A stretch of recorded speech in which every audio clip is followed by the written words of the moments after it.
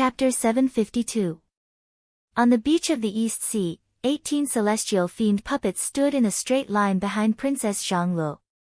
Some of these puppets were released by Wu Qi in Yuxiong Plain, while some were summoned back by Princess Zhangluo with a mystic technique Wu Qi had left behind. Years ago, when Wu Qi was attacked by Daoist Qi and Daoist Min with a primordial gold talisman, he had released these puppets and sent them to various places on Pangu continent to develop their own power. Later, when Wu Qi rescued tens of thousands of cultivators and immortals from the mines in the dark abyss of the Northern Ocean, he sent them back to East Sea City as soon as possible.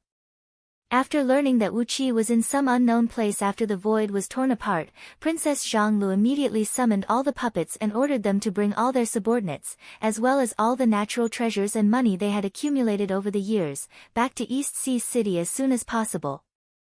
Thanks to the war between Dayu and Myriad Immortal Alliance, the so-called chaotic times were the most convenient for people to profit from.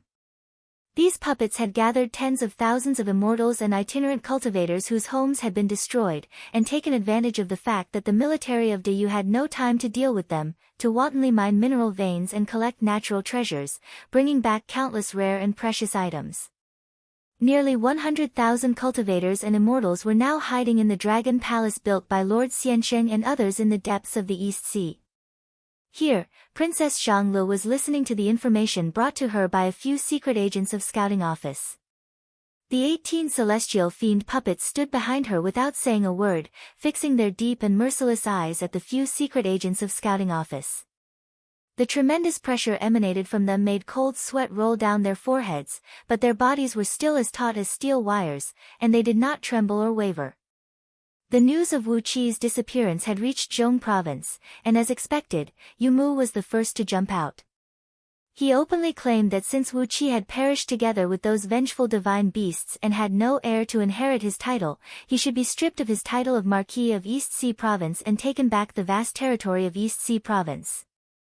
Yu Mu even suggested that since the East Sea Province was built from a large piece of land in Zhong Province should have jurisdiction over the East Sea Province.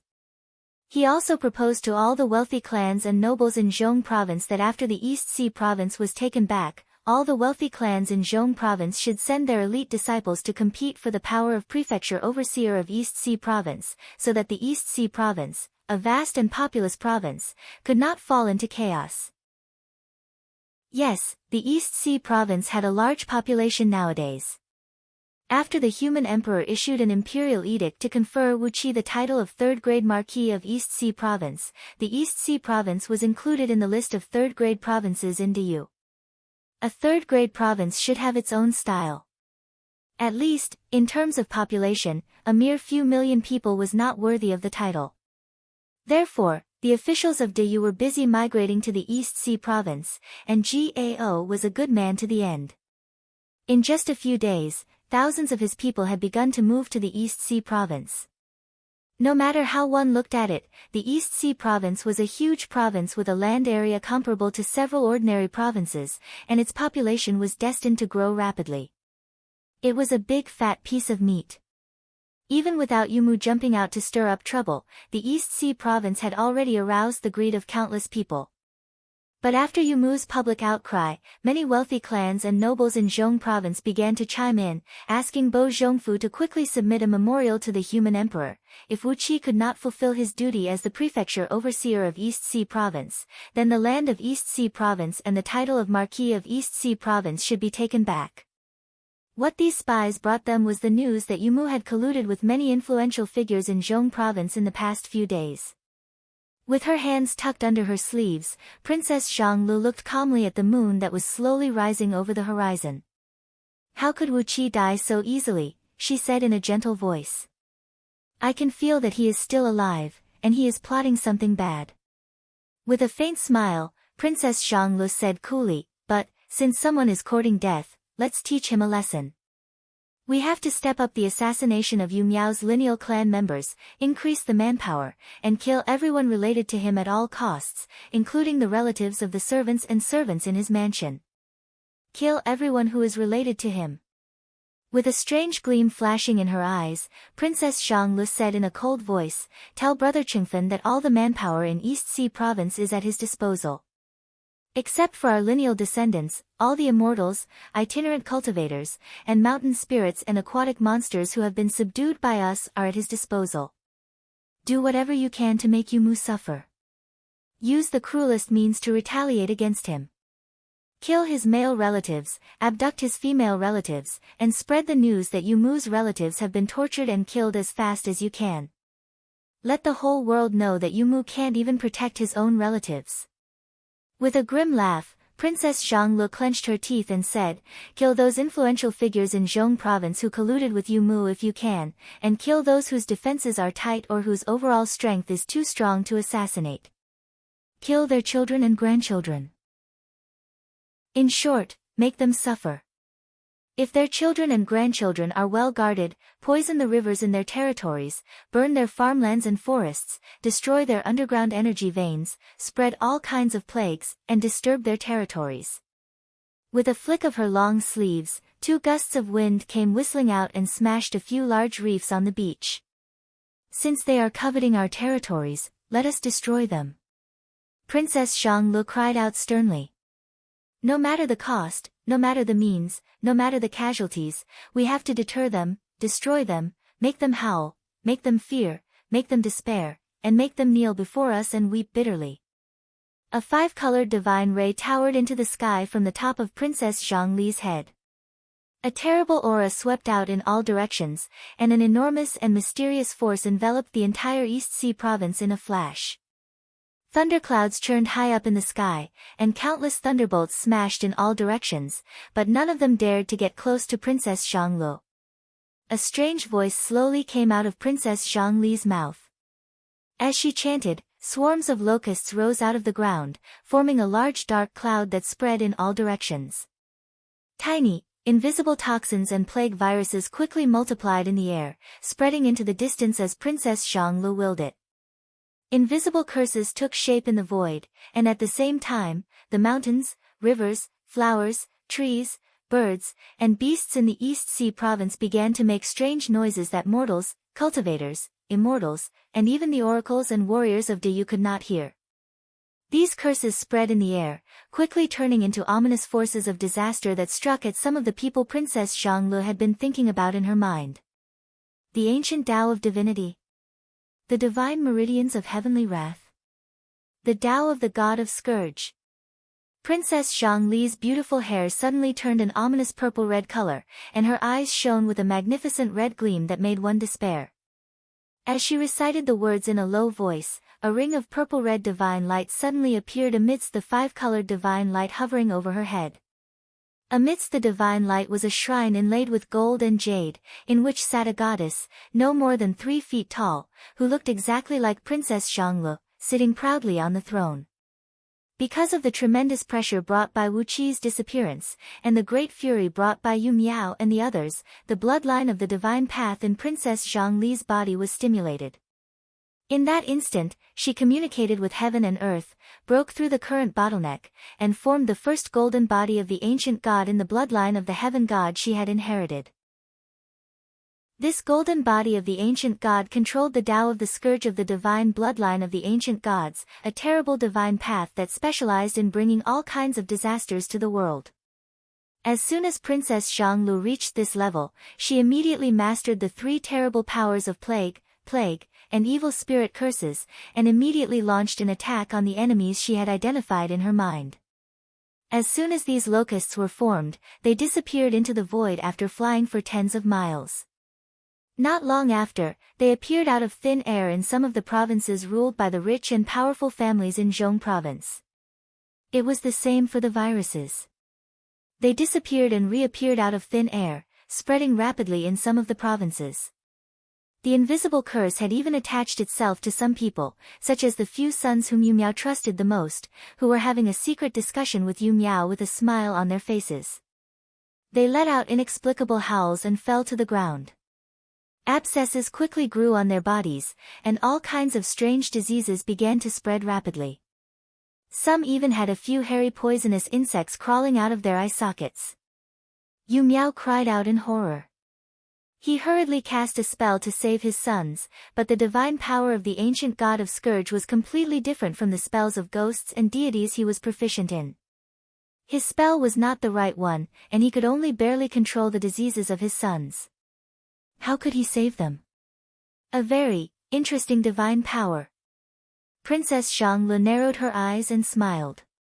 She looked at her own hands and giggled. The goddess in the shrine made of 5-colored divine light above her head laughed in the same way. But, while Princess Zhongli's laughter was crisp and charming, the goddess's laughter was filled with a gloomy and mysterious air, filled with the uneasiness and fear of an impending disaster. Gently stroking her long hair, Princess Xianglu said coolly, "All right, go and deliver the order. It's settled. Don't let Yu Miao and others have an easy time. Make everyone's attention focus on them, and buy time for Marquis of Prefecture to come back." Her long crimson hair slowly returned to normal. After bowing deeply, the few secret agents of Scouting Office quickly turned into black shadows and vanished. Looking up at the sky, Princess Xianglu frowned slightly and said, "A very interesting divine power, but I'm still too weak to deal with Yu Miao and others. I need stronger power. Sacrifice those immortals and itinerant cultivators you've gathered. This is all they can do." The 18 celestial fiend puppets bowed silently, then quickly turned into shadows and plunged into the sea. Princess Xianglu frowned slightly. Before Wu Qi came back, she had to take care of Wu Qi's territory. Whoever dared to put their hands in it would have to be prepared to have their necks cut off by Princess Xianglu. "How dare you take advantage of my husband? Are you all courting death? Hee, let me see if any of your daughters and granddaughters are beautiful. My husband doesn't even have a concubine until now. That's not fair to my status. How can my husband not have thousands of concubines?" With her hands clasped behind her back, Princess Xianglu paced slowly on the beach, her steps filled with a chilling killing intent.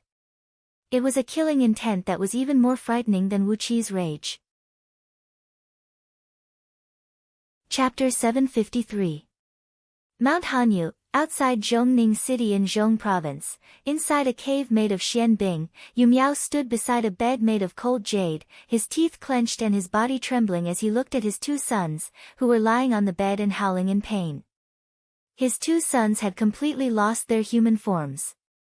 They were handsome and charming, but now they had turned into 2 pieces of rotten, swollen flesh. Stinky pus kept dripping out of the black, rotten flesh. Some unknown worms were crawling in their bodies, and from time to time, soft chewing sounds could be heard coming from their bodies. The group of elders from Yu Clan in Zhong Province stood around the bed with unsightly faces, their eyes fixed on the secluded elder who was examining the injuries of Yu Miao's sons. 4 hours ago, when they were discussing with Yu Miao how to take over Donghai Province, in front of everyone, Yu Miao's 2 sons suddenly fell to the ground with a wail, their strange injuries getting out of hand. Even with the abilities of Yu Miao and the elders, they could not save them, so they had no choice but to bring them to Mount Hanyu in a hurry and ask the secluded elder to save them. With a grave face, the secluded elder examined the bodies of the 2 injured men. Carefully, he extracted a part of the stinking liquid that flowed out of their bodies and tested the reaction of the liquid with several kinds of medicinal concoctions. In the end, he still could not figure out how the injuries were caused. After a moment of pondering, the secluded elder produced a jade knife and carefully dug out a wriggling bug covered with black poisonous stingers from their wounds. As soon as the bug, which was less than an inch long, saw the light around it, it immediately expanded to the size of a human head.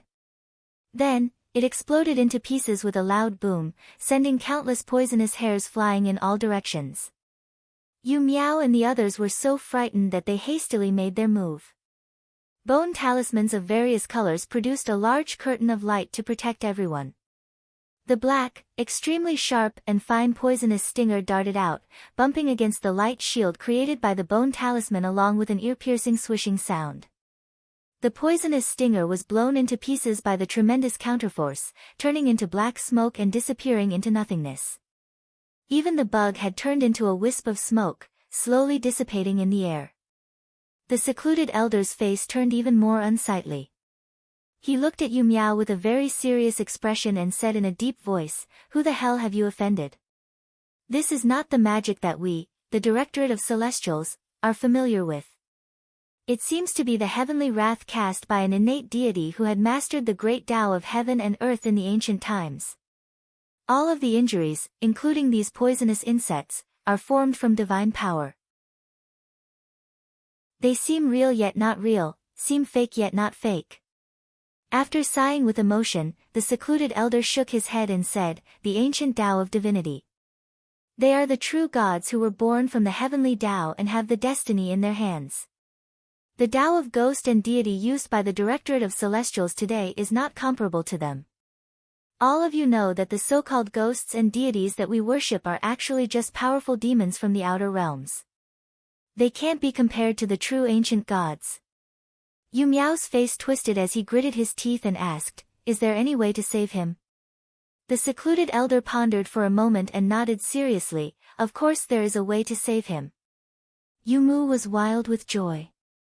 He quickly bowed and said, "Great-grandfather, please." The secluded elder glared at him and said with a cold snort, "Of course there is a way to save him, but it's a pity that I don't know it." Perhaps the secret palace of Deyu has the corresponding books and mystic techniques? But, there is absolutely nothing in the Directorate of Celestials of Zhong Province. You should know that the imperial court of Deyu does have the bloodline of the ancient gods, but the descendants of these gods are all targets of Deyu. There can't be such a person in Zhong Province. The secluded elder's words disappointed Yu Miao, who was overjoyed. "Since you don't know the way to save him, why did you say that just now? Wouldn't that make me happy for nothing?" Looking down at his two sons, who were wailing in pain, Yu Miao's heart was bleeding. Although Yu Miao had many children, at least 100 times more than Yu Miao, who had taken away the power of the clan master, only a few of them could become powerful. It was especially true for a clan that belonged to the Directorate of Celestials like Yu clan. The strength of a clan depended on how many of its descendants had the ability to communicate with ghosts and deities, and cultivate magic and divine abilities. Among Yu Miao's many children, only 30% of them had the aptitude for cultivation, and only 3 of them had the aptitude comparable to Yu Miao. Of the 3 best sons, Yu Lei had been killed by Wu Qi, and these 2 were the only ones Yu Miao could count on to overthrow Yu Miao and regain control of Yu clan in the future. Although these 2 sons were young, they were cunning and resourceful, and had become very good assistants to Yu Miao in daily affairs. Their cultivation bases were close to the level of sun priests, and they could be considered as the best among the younger generation of the Central Plains. But, he could only watch them howl and struggle in front of him, and watch their lives being devoured by an unknown vicious curse. The muscles on his face twitched as he asked dryly, "Great-grandfather, do you have a way to get the method to break the curse from the secret palace?" The secluded elder looked up at Yu Miao and asked in a flat voice, "Has the Yu clan of Zhong Province ever had a relationship with the secret palace?" All the elders present shook their heads at the same time. They looked at each other with strange expressions on their faces. How could a mere Yu clan of Zhong Province have a relationship with the secret palace? On the other hand, the Yu clan of Liangzhu had a strong influence in the secret palace. But, everyone present knew the relationship between the Yu clan of Liangzhu and the branch of the Yu clan of Zhong Province represented by Yu Miao, and no one expected to get any help from the Yu clan of Liangzhu. Yu Miao cleared his throat and frowned as he looked at his son, who was howling in pain. "I heard that some of Yu Miao's immediate seniors hold a high position in the secret palace. If I just ask them to help me break the curse?" The secluded elder rose to his feet slowly, shook his head, and sighed. "You can make your own decision. If you ask Yu Miao for help, you can forget about regaining control of the Yu clan of Zhong Province for the rest of your life. The 2 best sons and the power of the Yu clan of Zhong Province. You decide for yourself." Sighing deeply, the secluded elder walked slowly into the cave with his hands clasped behind his back. "Strange, the ancient Tao of divinity," he murmured in a low voice as he walked. "Such a strange power. I've seen an incomplete ancient text when I was young, and it seems to be the divine power of the lineage of heavenly wrath. But, as for the divine power of the lineage of heavenly wrath, there are only a few descendants of the ancient bloodline of the Hanba clan and Sheng Yu clan who are worshipped by the secret palace in Deyu now, and their divine power is completely different from what I'm seeing now.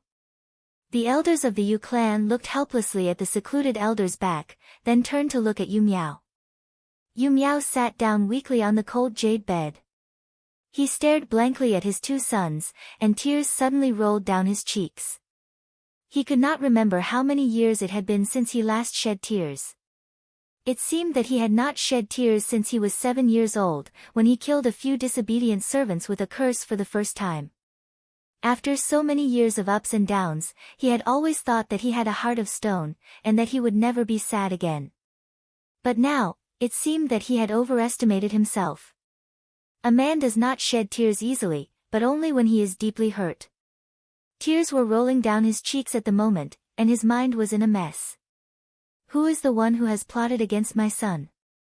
I've exerted all my strength, and even asked Lord Gui Shao to divine the cause and effect behind this, but why can't I find out who is the culprit? Who could have such a divine ability to block out all the karmic connections and prevent me from finding him?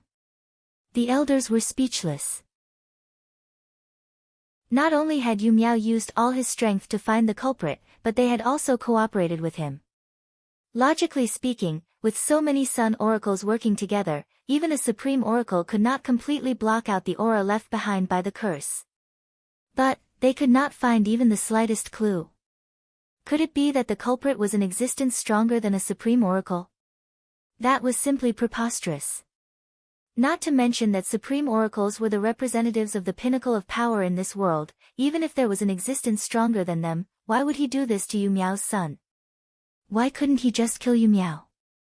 The elders looked at each other and lost the ability to calculate. Yu Miao clenched his teeth and looked at his son, hesitating whether he should make peace with him. Perhaps he could only rely on Yu Miao's power to get help from the secret palace. But, once he bowed to Yu Miao, the power of the Yu clan in Zhong province would never return to Yu Miao. As the secluded elder had said, it was up to Yu Miao to decide which was more important, the power of the Yu clan in Zhong province or the lives of his two sons. Just as he was hesitating, a few young oracles rushed in, bowed to Yu Miao in panic, and told him a lot of news that made his eyes turn red and almost drive him mad. First, the nobles who had colluded with Yu Miao and were preparing to dismember the East Sea province. Just an hour ago, a huge plague of locusts and a plague broke out in their territories almost at the same time. Huge swarms of locusts, each measuring more than 10 feet long, blotted out the sky and the earth, and in just a quarter of an hour, they had devoured almost everything edible in their territories. At the same time, more than 90% of the people in their territories were bedridden because of the plague. Second, Yu Miao's sons and daughters, as well as the descendants of many elders of the Yu clan, had been cursed by a vicious curse at the same time. In just less than an hour, several of them had turned into pus and blood and died, while some had even used various magical artifacts and magic to attack their relatives as if they had lost their minds. At the moment, the Yu clan's mansion in Zhong province was covered in blood. Third, many shops owned by Yu Miao had caught fire at the same time. A large number of precious goods had been burned to the ground, and a large number of shopkeepers and waiters had been killed. The loss was extremely heavy. According to the news gathered a quarter of an hour ago, Yu Miao was now destitute, excluding the money he had stashed in the vault in his mansion. One message after another, accompanied by the calling of black crows, almost made Yu Zong faint. His body swayed as he roared, the East Sea province must have something to do with Tan Lang. I won't let him go. I won't let him go. Yu Miao was driven mad, and he had fallen into a state of madness. It was clear that the plague of locusts was happening in the territories of those nobles who had colluded with Yu Miao, and it had nothing to do with Wu Qi or the East Sea province. Who would believe that? Yu Miao had made up his mind to destroy the East Sea province at all costs. Chapter 754. In the mansion of Yu clan in Zhongning City, the killing caused by the sudden madness of some of Yu Miao's descendants had been stopped. But, in just the time it took to finish a meal, more than 70 of Yu Miao's direct descendants had either been killed or committed suicide, and more than 1,000 servants and guards had been killed because of them. When one of Yu Miao's great-grandsons was in a frenzy, he used the flesh, blood, and souls of a few maids to summon the ghost god he worshipped. With the power of the ghost god, he almost slaughtered a private army of Yu clan that was passing by his house. 300 elite soldiers were easily killed by the ghost, and if it had not been for Yu Miao and the group of elders, the ghost would have turned the whole mansion into a land of death. The huge mansion was covered in blood. Standing on the high steps in front of the main hall, Yu Miao watched the frightened servants wash the blood away and clean up the broken pieces of flesh and internal organs. His brows were knitted into a tight knot. What happened this time was so bizarre. Suddenly, so many members of the Yu clan went crazy, and all of them were Yu Miao's direct descendants. It made Yu Miao feel refreshed, but at the same time, puzzled. Who was it that did this to Yu Miao's people? Although he was very happy that Yu Miao had lost more than 70 of his children and grandchildren, he was very annoyed that the blame might fall on his head if he did not handle it well. As the current clan leader of the Yu clan in Zhong province, Yu Miao had gathered a group of elders around him, and his power was stronger than Yu Miao's. Therefore, after quickly putting an end to the sudden killing and ordering the members of the Yu clan to keep the news under wraps, all the information was quickly fed back to Yu Miao. Yu Miao's sons were in big trouble. 2 of his proudest sons had been cursed and sent to Mount Hanyu for help. Even the shops and businesses under his name were burned down at the same time. It was a direct blow to Yu Miao's financial resources, and his whole family might have to live on porridge in the future. Wonderful. The question is, who did it? Yu Mu tilted his head and pondered the question. Even Yu Mu was not sure if he had the strength to deal such a heavy blow to Yu Miao in such a short time. Of course, Yu Miao's strength was much stronger than Yu Miao's, but he could only mobilize the members of the Yu clan in Zhong province. Once these people were mobilized, Yu Miao would be able to find out what they were doing and quickly come up with a countermeasure. Therefore, Yu Miao knew that he could not deal such a heavy and quick blow to Yu Miao. Could it be someone else from the Central Plains? Yu Mu shook his head again. Such strength was not something that any clan in the Central Plains could achieve. As an outsider, Bo Zhongfu had just straightened out the relationship in Zhong province over the past 2 years, and was busy holding the real power in Zhong province. So, how could he have the time to deal with Yu Miao? Besides, there was no personal grudge between him and Yu Miao. In that case, were they the branches of the aristocratic families in Liangzhu that Bo Zhongfu brought? That was even more impossible. After all, Yu clan was the local tyrant of Zhong province. After the former prefecture overseer, Feng Lingling, and many other influential clans in Zhong province were purged, Yu clan had become the largest native clan in Zhong province. Although these outsider clans were very strong, they were not as resourceful as Yu clan in all aspects. So, they could not have done such a thing without Yu Miao or Yu Miao's eyes and ears.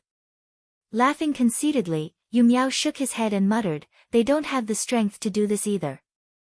Those aristocratic families brought by Bo Zhongfu are typical official clans, and they don't have such a strong overall strength. Just as Yu Miao was wondering who had done this, one of his trusted disciples hurried in, bowed to him, and reported in a low voice, "Grand Oracle, Ji Zishuan, the fiancé of Tan Lang, the Marquis of East Sea Province, requests an audience." Tan Lang's fiancé. Yu Miao looked at his disciple in astonishment, then almost jumped to his feet. "What did you say her name was?" "Ji Zishuan." "Is that Ji?" On Pangu continent, the surnames of ordinary people were extremely simple. They were nothing more than mountains, rivers, lakes, seas, flowers, trees, beasts, and birds. Even names could not escape from the category of all living things under the heaven. But, the surnames of those aristocratic clans in the Yu dynasty had their own unique origins. Some of them came from ancient gods and almighty experts, some from ancient powerful clans, and some were branches evolved from some great surname. In the Yu dynasty, there was only one clan that used the surname Ji, and that clan was also surnamed Gongsun. But, they would only use the surname Gongsun on formal occasions when they were offering sacrifices to their ancestors, ghosts, and deities. Usually, they met people with the surname Ji. This clan was the imperial clan of the current human emperor of the Yu dynasty, and the bloodline of this clan was the direct descendant of the human emperor, the Yellow Emperor, Xianyuan. Yu Miao felt his head spin when he heard that Wu Qi's fiancée was called Ji Zixuan. But, no matter how hard he racked his brains, he could not think of a daughter named Zixuan in the current human emperor's clan. After a long pause, he murmured in a low voice, "She has not returned to Liangzhu for hundreds of years. Could she be the daughter of some king? Could it be that some king has taken a fancy to Tan Lang's future, and has betrothed his daughter to him?" Clapping his hands, Yu Miao smiled thoughtfully and said, "Wonderful. I see. If she is really the daughter of a king, it makes sense that Yu Miao was set up by someone." Glaring fiercely at his disciple, Yu Miao said in a deep voice, "Open the front gate and welcome her." "No, I'll go welcome her myself." Amidst the surprised gazes of his clan members and servants, Yu Miao strode toward the front mansion with a beaming face.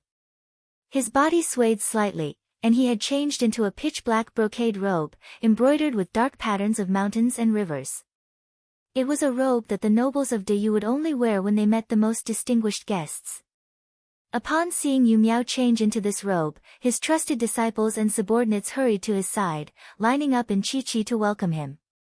Outside the Yu family's residence, the number of guards at the entrance had increased by a few times due to the previous incident. There were now more than 2,000 guards blocking the entrance of the Yu family's residence and a large number of private guards patrolling the streets, preventing anyone from getting close.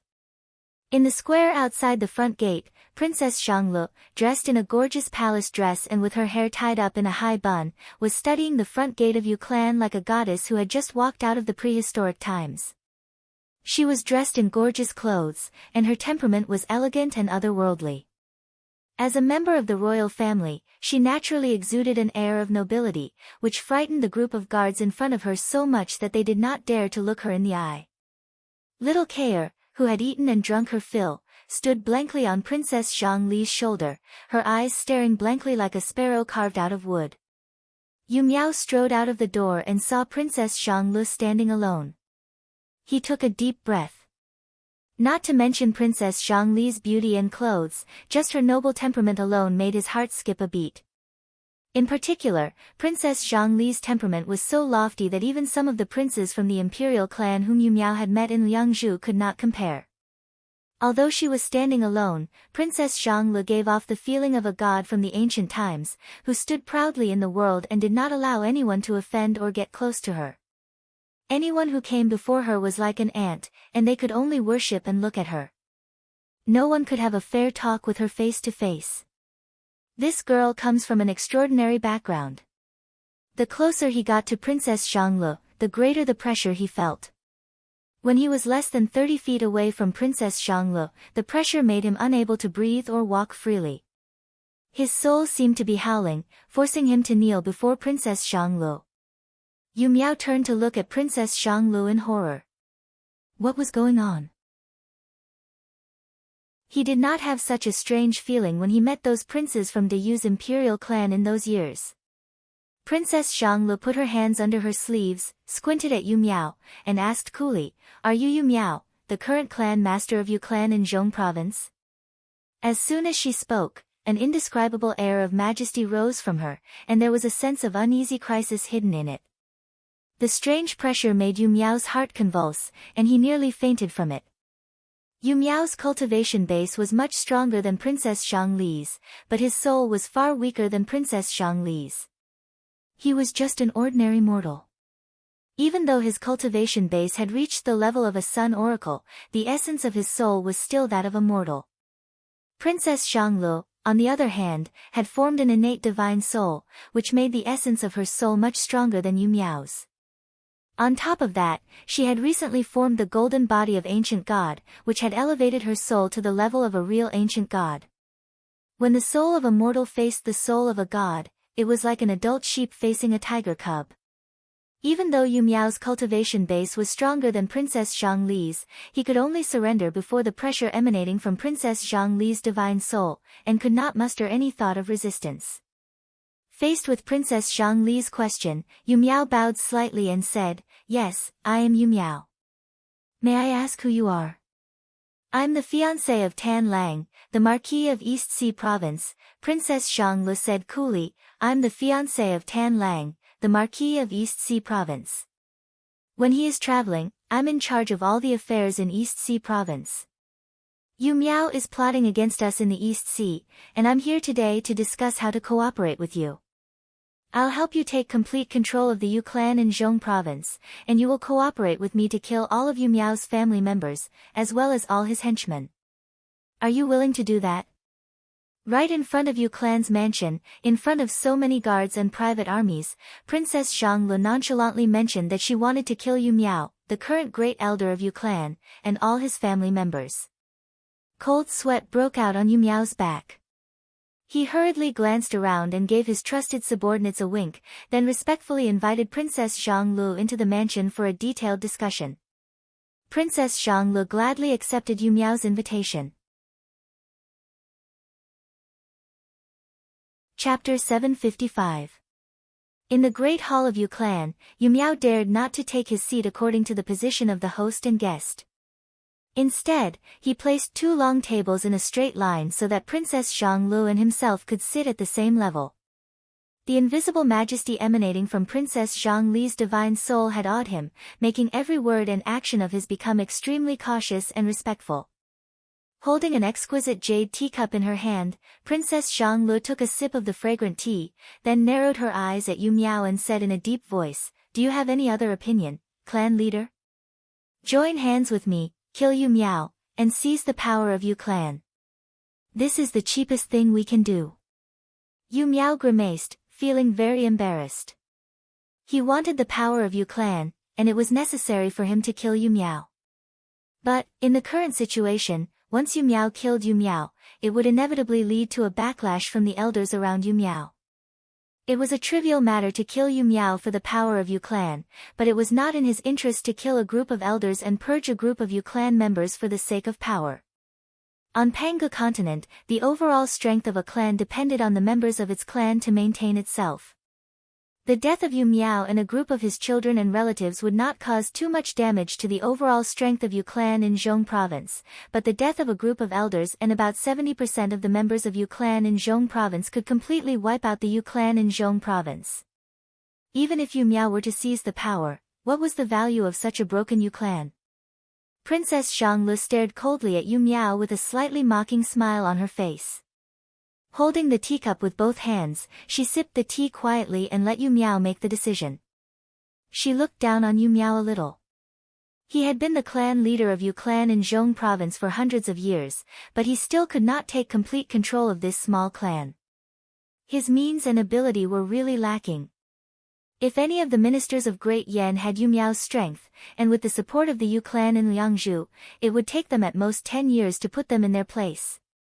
Princess Zhang Lu sighed silently as she placed the teacup on the table. Princess Zhang Lu rose to her feet, nodded at Yu Miao, and said, "Since you haven't made up your mind, clan leader, let's just treat it as Zi Xian's empty visit today." Princess Zhang Lu pursed her lips like a sharp knife and walked out of the hall with her head held high. Frowning, Yu Mu rose to his feet and said in a deep voice, "Please stay. This matter concerns the rise and fall of Yu clan in Zhong province, and I have to investigate it carefully." Princess Zhang Lu gave him a sidelong glance, snorted softly, and continued walking out of the hall. Yu Mu was so angry that he wanted to slap the table and roar to vent his anger. But the enormous pressure brought by Princess Zhang Li's divine soul had shaken his soul, and he no longer had the courage to shout at Princess Zhang Lu. Yu Mu felt that he had never felt so aggrieved in his life. Years ago, he was considered a genius among geniuses in the Yu clan in Liangzhu. After many rounds of selection, he came to Zhong province when the clan leader was in trouble, and with the help of the elders of the Yu clan in Liangzhu, he seized the power of the Yu clan in Zhong province. For hundreds of years, he had suppressed the elders of the Yu clan in Zhong province who were unwilling to give up, and kept using the power of the Yu clan in Zhong province to collect all kinds of resources to feed back to the Yu clan. It was especially so in the case of Feng Lingling. Following the will of his clan in Liangzhu, Yu Mu had betrayed Feng Lingling in one fell swoop. As a result, it had brought Yu clan in Zhong province to a new height. Yu Mu boasted that he was one of the most capable officials of Great Yu, but in front of Princess Xianglu, she despised him so much. He could feel the deep contempt in Princess Xiangli's cold snort and sidelong glance. No one had ever dared to despise him, not even Yu Mu, his archenemy. But this woman surnamed Ji. Yu Mu's grievance and anger vanished again. Princess Xiangli's surname was Ji, and it was a surname he could not ignore. He bowed his head, clenched his fists, and gritted his teeth. All right, I'll think about Princess Xiangli's request carefully. Should I cooperate with her and kill Yu Mu? Then, take complete control of the Yu clan. But, how many members of the Yu clan will I have to kill? What will the other clans think of me if the notoriety of slaughtering my own people for the sake of power spreads out? It was true that the Yu clan in Liangzhu wanted him to take full control of the Yu clan in Zhong province, but would the elders in Liangzhu have a bad opinion of him if he seized the power by slaughtering his own people? Seeing that Princess Xianglu had already walked to the door of the hall, Yu Mu, who was so upset that he almost threw his head back and howled. Why did everything go wrong today? Just now, there was such a big mess in the inner residence, and then the arrival of Princess Xianglu had given him a big problem. Just as he was in a dilemma, Yu Mu's gloomy voice came through the door. Clan leader, I heard that you intend to join hands with a woman to kill me and take full control of the Yu clan.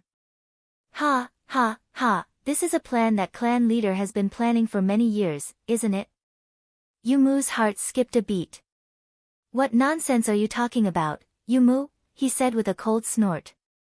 Princess Xianglu stopped and stood proudly at the entrance, staring coldly at Yu Miao, who was hurrying over with a dozen elders of Yu clan. This was the first time Princess Xianglu had seen Yu Mu with her own eyes. She twitched her mouth and snorted coldly, what a terrible old man. He has neither the looks nor the temperament. How can such a lowly thing be an elder of a clan? Secretly comparing him with those famous ministers of Great Yan, Princess Xianglu found that Yu Mu really had nothing to boast about. He was nothing more than an old man with very poor morals and abilities, and because he was born into a good family, he had gained some power in Yu clan. If an old man like him were to stay in Great Yan's imperial court, it would not take him more than 3 to 5 years to be swallowed up by someone else. Yu Mu strode to the door, fixed his eyes on Princess Xianglu, and snapped, Are you that Ji Zixuan? Demoness, are you the woman of Tan Lang, the Marquis of East Sea Province? He, somebody, take her down. The furious Yu Mu sensed the spiritual pressure emanating from Princess Xianglu, and when he approached Princess Xianglu, he felt his heart palpitate. But, Yu Miao was so furious that his blood was boiling. He was almost in a state of madness, so the pressure at the level of divine soul could not make him fear Princess Xianglu as much as Yu Miao did. With the order, an elder standing behind Yu Mu, who looked like a bamboo pole, snorted coldly. Suddenly, his eyes popped out about a foot long, and out of them shot numerous wisps of black light, which transformed into a large fishing net and enveloped Princess Xianglu. The net came with a frigid air, and wherever it passed, the air was frozen into white snowflakes. If one was caught by the net, even the immortal soul of an ordinary gold immortal would be frozen into ice cubes and captured by anyone. Princess Xianglu just stood where she was, looking at the elder of Yu clan with a very proud expression. Just as the fishing net was about to touch Princess Xianglu, it suddenly shattered into pieces, and the elder's bulging eyeballs exploded into countless pieces of ice. Blood sprayed out of his sunken eye sockets like a fountain. The elder let out a shrill howl as he rolled about on the ground with both hands covering his eye sockets. All his magic and divine abilities were focused on his eyeballs, and yet, Princess Xianglu had destroyed them without batting an eyelid. All his cultivation base had gone down the drain. A 5-colored divine ray shot out of the top of Princess Xiangli's head, amidst which hovered the magnificent shrine inlaid with gold and jade. The avatar of the god of Scourge sat quietly in the shrine, looking down at Yu Mu and the others, who were dumbfounded. The primordial gods were the embodiment of the great Tao of heaven and earth, and they were the embodiment of the great Tao of heaven and earth. Attacking a god was equivalent to attacking the Tao directly, and one would be countered by the Tao. The first avatar Princess Xianglu had condensed was the god of Scourge, the source of all calamities. When the elder attacked Princess Xianglu, he was immediately attacked by the power of calamity. Although his eyeballs had countless magical abilities, they were still made of flesh and blood. Under the counterattack of the power of calamity, his eyeballs were shattered instantly. Princess Xianglu did not even lift a finger, nor did she consume any magic power. She stood there like a mountain. If someone foolishly tried to hit a mountain with their head, they would naturally be smashed and bleed, but the mountain did not consume any energy at all. As soon as the avatar of the ancient god appeared, Yumu sucked in a breath and exclaimed in a low voice, "The bloodline of an ancient god? And she has condensed the avatar. How many years has it been since an almighty expert with a fully awakened bloodline of an ancient god appeared into you?" A strange gleam flickered in Yumu's eyes. He could not understand the meaning of a descendant of an ancient god who had fully awakened the bloodline of an ancient god. There was a temple of gods in every branch of the secret palace of Deyu, and its members were all descendants of the ancient gods who had awakened the bloodline of an ancient god in Deyu. But, it seemed that even the first master of the Temple of Gods, the one with the strongest cultivation base in the whole Temple of Gods, had not condensed the golden body of an ancient god. Judging by the behavior of those crazy masters and elders of the secret palace, if they knew that there was an existence like Princess Xianglu who had awakened the bloodline of an ancient god and condensed the golden body of an ancient god, they would most likely make Princess Xianglu the master of the Temple of Gods. If I have the support of the master of the Temple of Gods, even if I kill Yumu and all of them. Yumu's eyes flickered as he stared at Yumu and the others with a deep killing intent. Yumu could sense the killing intent in Yumu's eyes. He gave him a cold look, then asked Princess Xianglu through clenched teeth, "My children and the others?" Not allowing him to finish, Princess Xianglu said bluntly, "I did it. What are you going to do about it? How dare you plot to seize my husband's territory? That is a capital crime. This empress has already sworn that you, your henchmen, and all your relatives will be slaughtered to the last. Not even a blade of grass will be left." Yu Miao was taken aback, then he roared furiously, "Kill them all? How arrogant of you!" Before his voice could fade away, the five-colored divine ray hovering over Princess Zhongli's head transformed into 5 huge sword shadows and came whistling down toward Yumu. The golden body of the god of Scourge let out a deep roar, and all kinds of plagues, viruses, venomous bugs, and wild beasts rushed out of it, drowning Yumu and the others in a flash. Yumu took a deep breath. Suddenly, he pulled out a broadsword that was shrouded in a ghostly aura, which was obviously crafted from the spine of some giant beast, and swung it silently at Yumu's chest. "Yumu, how dare you try to murder me? You are unforgivable. You deserve to die 1,000 times for that. Guards! Yu Miao has gone mad and tried to assassinate me. Someone, come and kill him as well." A monstrous killing intent towered into the sky from the Yu clan's mansion. Yumu, who represented the Yu clan in Liangzhu, and Yumu, who represented the Yu clan in Zhong province, had officially broken off their relationship. Chapter 756. Wu Qi had no idea what the furious Princess Xianglu had done in Zhong province.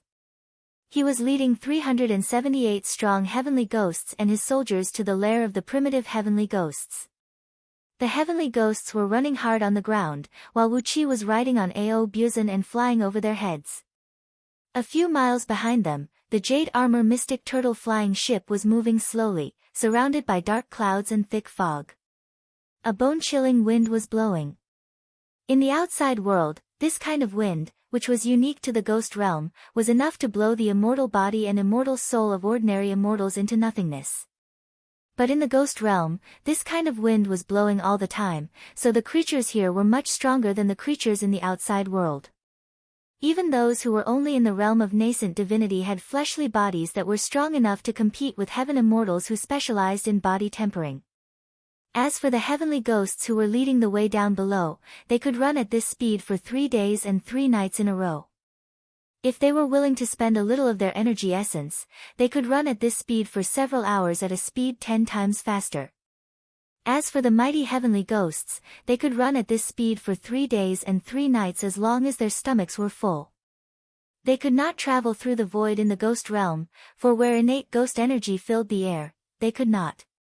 The only thing they could not do was travel through the void in the ghost realm, for where innate ghost energy filled the air, they could not drill through the void.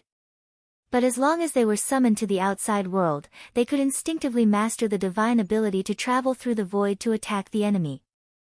But, relatively speaking, places filled with innate ghost energy were absolutely hopeless for ordinary immortals. Even ordinary gold immortals who strayed into the ghost realm could not fly through the innate ghost energy. The fact that the heavenly ghosts could run so fast here was a testament to their strength. It took these heavenly ghosts only 10 minutes to cover the distance of hundreds of miles. Ahead of them was a river that was hundreds of miles wide, and there was a rocky beach that stretched for thousands of miles. Jagged black reefs were piled up like the teeth of thousands of wild dogs. Among these reefs, some tall heavenly ghosts were madly colliding and fighting each other. From time to time, a powerful heavenly ghost would throw its companion to the ground, then excitedly grab the boulder next to it and hit its companion on the head. This was a very popular sport among the proto-sky ghosts. They would knock down their companions and smash their heads with boulders. The winner could enjoy the females and flesh to his heart's content, while the loser had to obediently hunt down and feed these powerful clansmen.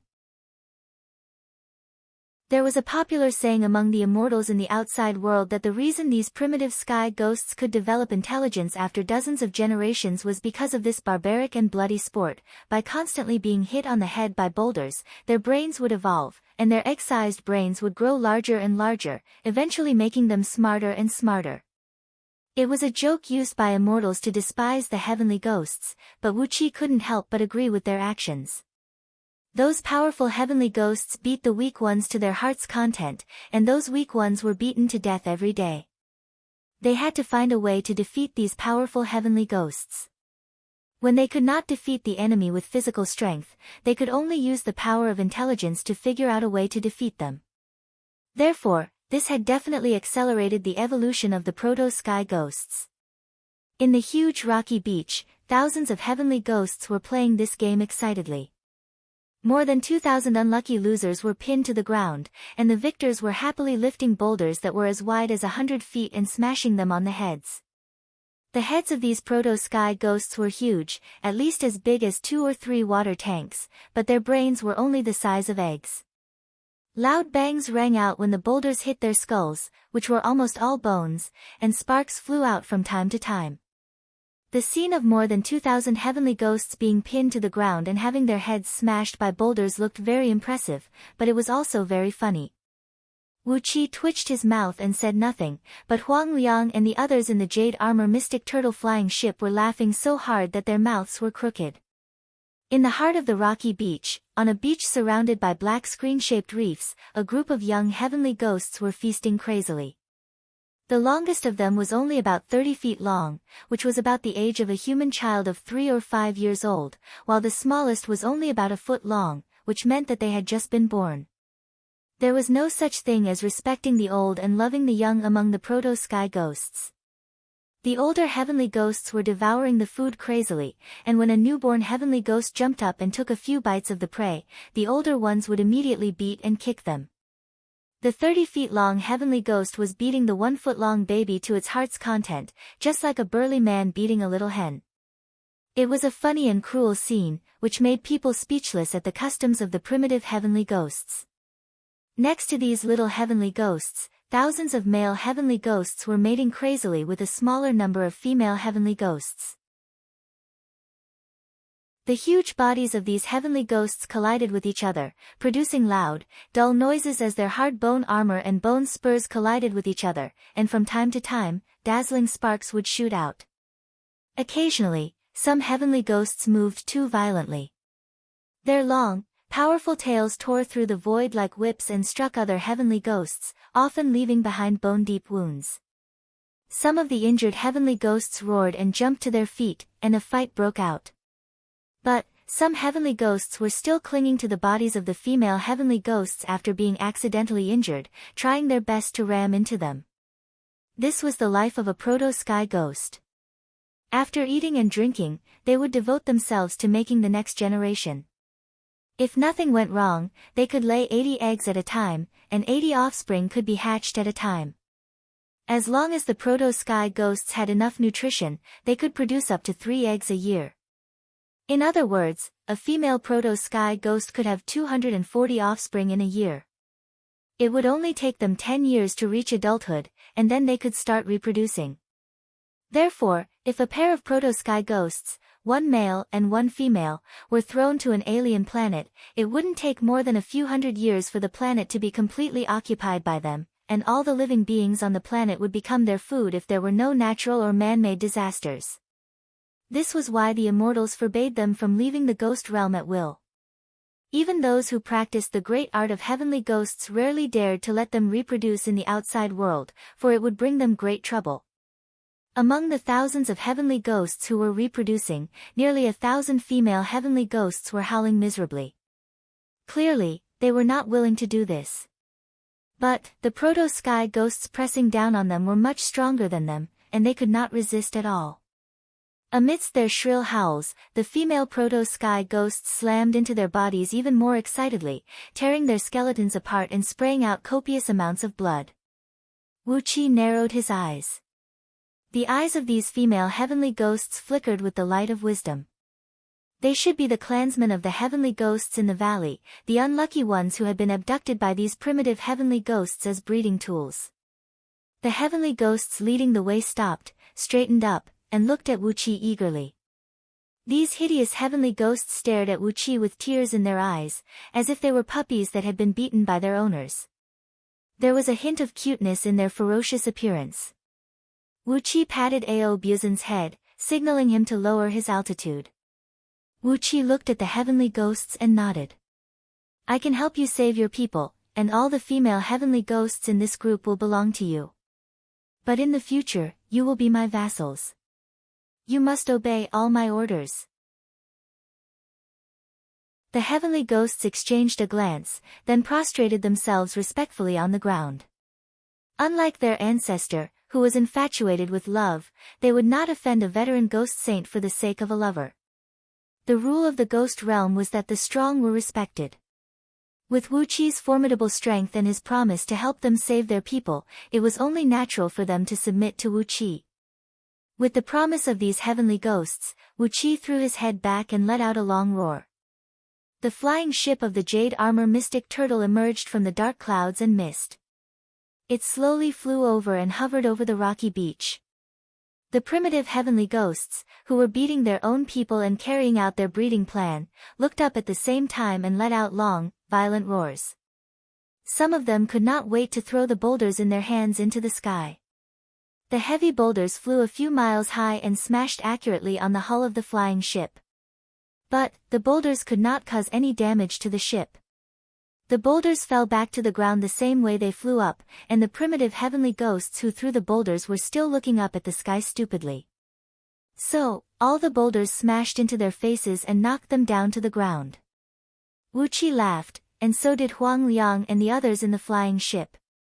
10,000 bone-piercing crossbows had locked onto the male primitive heavenly ghosts on the ground, and at Huang Liang's order, countless bolts shot out silently. Thousands of male primitive heavenly ghosts trembled and suddenly froze on the spot, unable to move. About a second later, tiny arrows of blood sprayed out of every male primitive heavenly ghost's body. Their internal organs were crushed by the powerful penetrating force of the arrows, and they were killed in an instant. The heavenly ghosts who had led Wu Qi and his companions here let out joyful roars. After kowtowing to Wu Qi, they immediately turned into afterimages and rushed toward the rocky beach. Roaring and talking at once, they rushed happily to the female heavenly ghosts who had been captured. The female primitive heavenly ghosts, who were having sex just now, stared blankly at their dead male clansmen, and when they saw the captured female heavenly ghosts happily hugging a group of strange males, these brainless female heavenly ghosts flew into a rage. Accompanied by shrill howls, thousands of female heavenly ghosts swooped down, intending to tear all the invading heavenly ghosts to pieces. Wu Qi smiled coldly. The Darkeen celestial tower flew out from the top of his head, unleashing countless streams of frigid star power that transformed into long, thick chains that bound all the heavenly ghosts. The hundreds of heavenly ghosts chattered with the captured female heavenly ghosts for a while, and then all of them knelt down before Wu Qi at the same time. All the heavenly ghosts prostrated themselves on the ground, their tails sticking close to the ground. It was a sign of their complete submission. Chapter 757. After rescuing the captured female heavenly ghosts and harvesting over 3,000 female proto-heavenly ghosts, all the heavenly ghosts in the valley burst into wild cheers. Unlike the human race, except for those who had cultivated to the level of heavenly ghost king or ghost saint, the members of heavenly ghost tribes did not have any concept of chastity. Although more than half of the rescued clansmen were pregnant, for these heavenly ghosts, it was equivalent to obtaining a batch of strong descendants for free, which was beneficial to the development of the entire tribe. As for the 3,000 female proto-heavenly ghosts, they were a windfall. As long as they were provided with enough food and kept safe, they could quickly expand the population of the entire tribe. Generally speaking, it was an iron law in heavenly ghost tribes that females obeyed males. Therefore, as long as the wild nature of these proto-heavenly ghosts was worn down, they would naturally be obedient and become the mothers of the tribe. While the heavenly ghosts were dancing and jumping around excitedly, Wu Qi was scanning the lair with his divine sense. Suddenly, he found something strange in the depths of the lair. His heart raced violently, and he rushed toward it in a hurry. Under a black screen-shaped reef, there was a cave about a mile in circumference. This cave was the residence of the original leader of the proto-heavenly ghost tribe, and it was filled with countless strange things that these proto-heavenly ghosts had plundered. There were glittering stones, wooden stakes that emanated strange energy waves, some strange dried grass roots, and some strange things of unknown origin. In short, these proto-heavenly ghosts were the strongest force within 10,000 miles. When they hunted and plundered other heavenly ghost tribes, they would always find some strange things, which were kept by their leader as the property of the tribe. It was in this mountainous pile of rubbish that Wu Qi found many good things that made him excited. There were about 3,000 thumb-sized, translucent stones that were as dark as ink and bone-piercingly cold. They were ghost relics condensed from innate supreme yin energy and a wisp of innate ghost energy. This thing had a similar origin to the Buddhist sarira. It could only be condensed with the help of the body of the sky ghost, which was full of blood essence. The innate supreme yin energy and innate ghost energy merged into one, and after being swallowed into the stomachs of those powerful heavenly ghosts, they would absorb their blood essence and grow like parasites. These heavenly ghosts would gradually become thinner and withered, while these ghost relics would grow bigger and bigger. Ghost sarira could contain almost unlimited spiritual power. It was the best material for refining all kinds of magic tools of the devil path and the ghost path. It was definitely the best material, not one of the best materials. There were more than 3,000 ghost relics here. Although the number was slightly small, it could definitely be used to refine a good spiritual offensive treasure. But what Wu Qi wanted was not to refine the ghost relics into an artifact. The stones were born with extremely strong blood essence and mental power, and they were also the main ingredients for concocting the superior grade gold immortal pill, the 3 quartz 9 transformations energy replenishing pill. The so-called 3 quartz referred to the upper, middle, and lower dantians. The 9 transformations energy replenishing pill was a pill that could greatly fill the essence, replenish the innate and acquired energy essence, greatly increase the strength of an immortal's divine sense, strengthen the immortal soul, and greatly transform a person's cultivation constitution. Even if a pig ate the 3 quartz 9 transformations vitality replenishing pill, it would become the best cultivation genius. If the over 3,000 ghost relics were used well, he could concoct at least 1,000 3 quartz 9 revolutions energy replenishing pills. There were so many disciples in the underhand sect, and if he chose a batch of reliable disciples from them and fed them with the pills, their cultivation progress would definitely be at least 100 times faster than ordinary immortals. After all, it was an superior grade gold immortal pill. The 3 quartz 9 transformations energy replenishing pill was regarded as a strategic pill in the celestial court. Except for the disciples of those great heavenly venerables, celestial emperors, and important immortal kings and celestial lords, no one could ever see what this pill looked like. Ghost relics were only produced in the ghost realm. If the celestial court wanted to get enough of them from the 13 great heavenly ghost kings and 400 ghost saints, it would have to pay an astonishing price. According to the memories Wu Qi obtained from immortal Ding Jun's divine soul, he could only gather 3 furnaces of materials every 100 years to concoct hundreds of 3 quarts 9 transformations energy replenishing pills. The more than 3,000 ghost relics before him were basically equal to all the ghost relics the celestial court had obtained from the ghost realm in the past 200 years. After happily putting all the ghost relics into his interstitial world, Wu Qi rummaged through the pile of rubbish and found a black wooden stick that looked like a dragon, about 100 feet long and shaped like a dragon. The wooden stick was twisted and wriggling, and its trunk was densely covered with horny things that looked like dragon scales. When Wu Qi gently flicked it with his finger, the sound produced was like a dragon's roar, crisp and pleasant to the ear, but it contained a hint of evil aura that could make one's divine soul tremble. This was the Yin dragon bone, which was rarely seen in the outside world. It was something similar to a fossil formed after a dead flood dragon fell into the ghost realm and was immersed in the innate ghost energy day and night. The Yin dragon bone could be used to craft items, but it was also a supreme-grade ingredient for concocting spirit medicines. With just 1 Yin dragon bone, he could concoct at least 3 to 5 cauldrons of Yin and Yang dragon bone strengthening pills. The body of a flood dragon was vigorous and yang, while the innate ghost energy was extremely Yin and evil. Both of them had reached a perfect balance in the Yin dragon bone, and after being concocted into a bone-strengthening pill, it would have a very strong beneficial effect on cultivators who practiced various body cultivation techniques.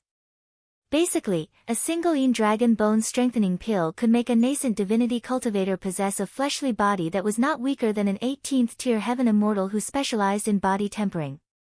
If it was combined with other medicinal ingredients, and the concoction technique was brilliant enough, a perfect Yin dragon bone strengthening pill could make a nascent divinity cultivator possess the overall strength to fight against a peak stage heaven immortal who was a body cultivator. Both De Yu and the celestial court produced this kind of pill in large quantities. But, as the Yin dragon bone was very rare, only the imperial guards of the human emperor in De Yu could enjoy it. In the celestial court, only the heavenly soldiers under the direct command of the great heavenly lord of the celestial court had the luck to be rewarded with this spirit pill. Similarly, the Yin dragon bone could only be produced in the ghost realm. In order to obtain enough Yin dragon bone, both De Yu and the celestial court had to make deals with the local tyrants in the ghost realm. At the same time, in order to maintain the continuous production of Yin dragon bone, every year, a batch of demon cultivators who had just transformed into flood dragons would be secretly killed and thrown into the ghost realm. After tens of thousands of years, the corpses of these demon cultivators would turn into Yin dragon bone. De Yu had a special dragon raising pond for breeding flood dragon demon cultivators. Given the attitude of De Yu toward demon cultivators, it was understandable for them to do so. As the nominal authority in charge of all the immortals in the world, the celestial court dared not do so openly. But, in the cave abodes of some infamous celestial lords and celestial lords under the celestial court, they kept a large number of sealed flood dragons. When their cultivation base reached a certain level, these flood dragons would be slaughtered and sent into the ghost realm. Wu Qi put the Yin dragon bone into his pouch. This 100-feet-long Yin dragon bone could be used to concoct about 300 bone-strengthening pills, which was enough for Wu Qi to cultivate a batch of elites for the East Sea province. After all, it was against the harmony of heaven to exchange blood sacrifices for power from Lei Meng all the time. Secondly, where could Wu Qi find so many immortals to sacrifice? After all, the myriad immortal alliance had been destroyed. Could Wu Qi still go to outer heavenly realms to abduct immortals and itinerant cultivators? Happily, Wu Qi continued to rummage through the pile of rubbish, and before long, he had found over 30 kinds of unbreakable treasures from this small hill of rubbish. Wu Qi was not interested in the materials produced in the ghost realm. After all, the materials produced in the ghost realm were most suitable for immortals who practiced the ghost Tao. Moreover, Wu Qi did not have the cultivation technique of ghost Tao, so it was useless even if he obtained them. However, all kinds of alchemy materials produced in the ghost realm were of the best quality, especially many of which could only be produced in the ghost realm of the ninth nether. The great heavenly ghost kings and ghost saints of the ghost realm were very strict about the sale of these materials. Some spirit pills that could only be refined with the specialty products of the ghost realm were very difficult to find in the outside world. And because of the characteristics of the innate ghost energy, the spirit pills refined from the materials produced in the ghost realm could either enhance the strength of the divine soul or temper the fleshly body, strengthening the fleshly body rapidly. These two effects were very tempting to both the celestial court and Diyu. Therefore, these materials produced in the ghost realm were very rare in the outside world, and ordinary people had never even heard of the names of these materials and their corresponding spirit pills. It was already a pleasant surprise for Wu Qi that he could find dozens of materials that could be used for concocting pills in the rubbish of this former heavenly ghost tribe. In the next few days, Wu Qi directed these heavenly ghosts who had submitted to him to travel around, scraping the land within a radius of 10,000 miles and obtaining many materials of good quality. These natural treasures were useless to these heavenly ghosts, but to Wu Qi and the immortals in the outside world, each of them was a rare treasure. As the harvest increased, Wu Qi became more and more excited. For a moment, he forgot the problem of looking for a passage to leave the ghost realm and concentrated on collecting all kinds of rare treasures in the outside world. Huang Liang and the others did not dare to disturb Wu Qi. Although they did not know why Wu Qi collected so many materials that looked no different from rubbish, who dared to object to Wu Qi's action? Just as Wu Qi was about to expand the area of scraping tens of thousands of miles, the river near the valley where the heavenly ghosts lived suddenly changed. The sticky yellow water of the river tumbled up into the sky, and shrill howls kept coming from the upper reaches of the river. A terrible and solemn aura came sweeping over, and the shrill howls made people's ears hurt and their vision blacked out. Huang Liang and the others fainted immediately, and the heavenly ghosts dropped to their knees in fear. Amidst Wu Qi's horrified gaze, a shabby dragon boat slowly rose from the river several hundred miles away. A burly man clad in a crimson robe was standing on the prow of the boat, giving off an awe-inspiring air as he let out an eerie howl. At the same time, the man also noticed Wu Qi, who was looking at him from hundreds of miles away. He gave a deep roar, and the dragon boat quickly flew towards Wu Qi. Monstrous killing intent continued to surge. The burly man slowly raised the horse-slaying sword in his hand, which was about 10 feet long.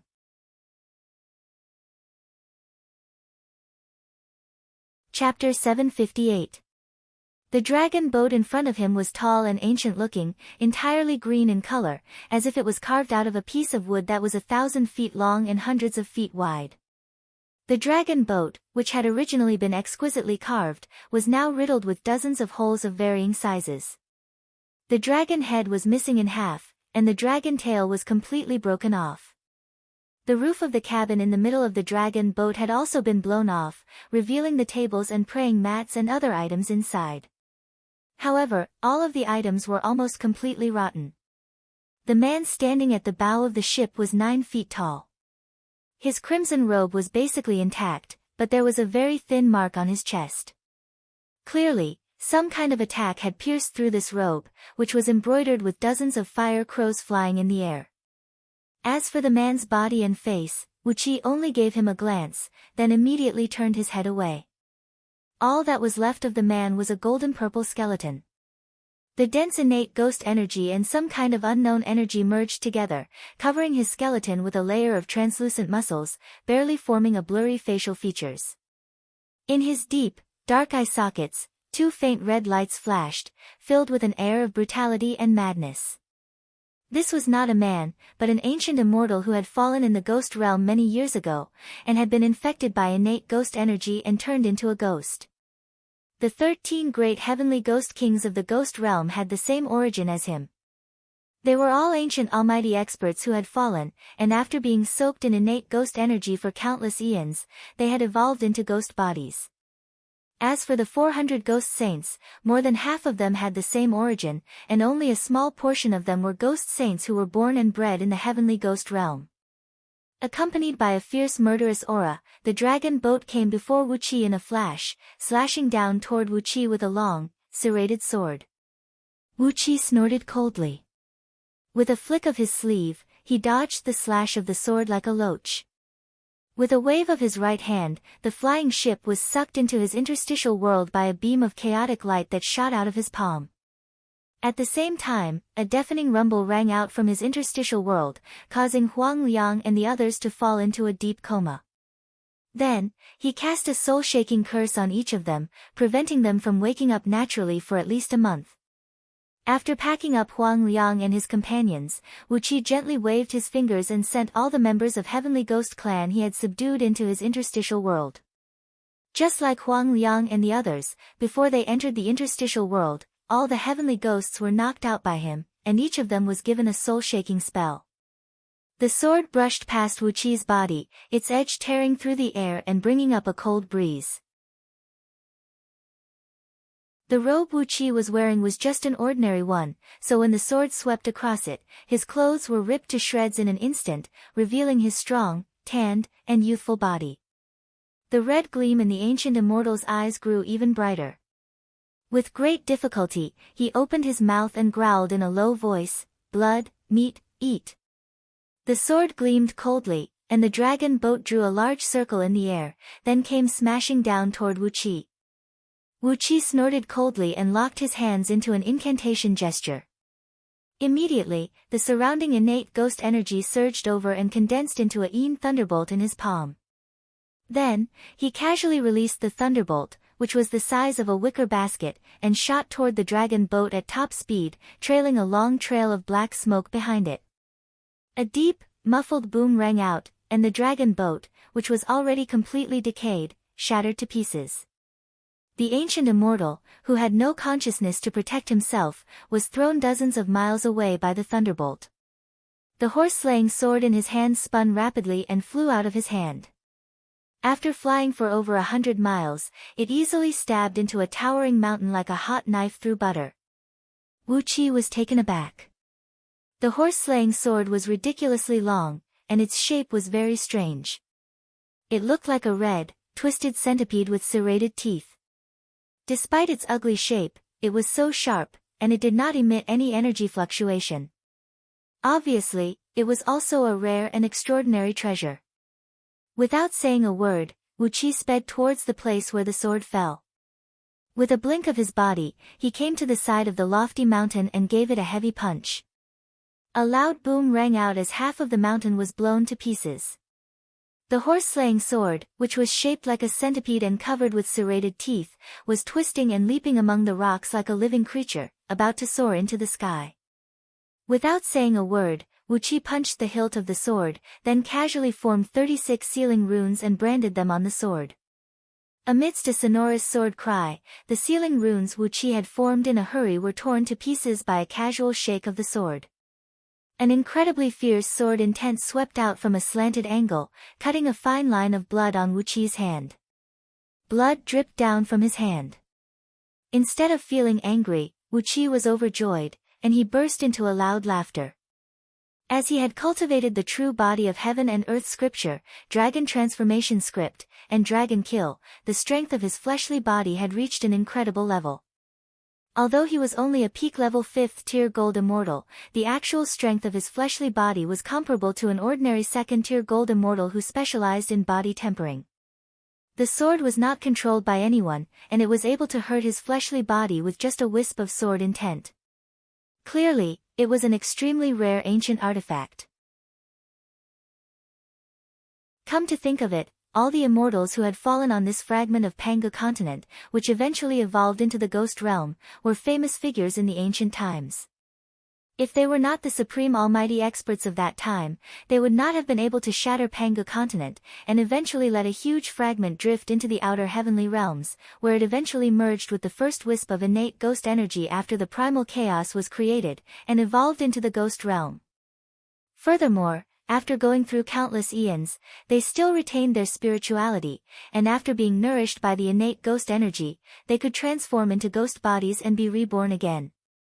Furthermore, they were the ones with the highest cultivation base among them, so how could their weapons be weak?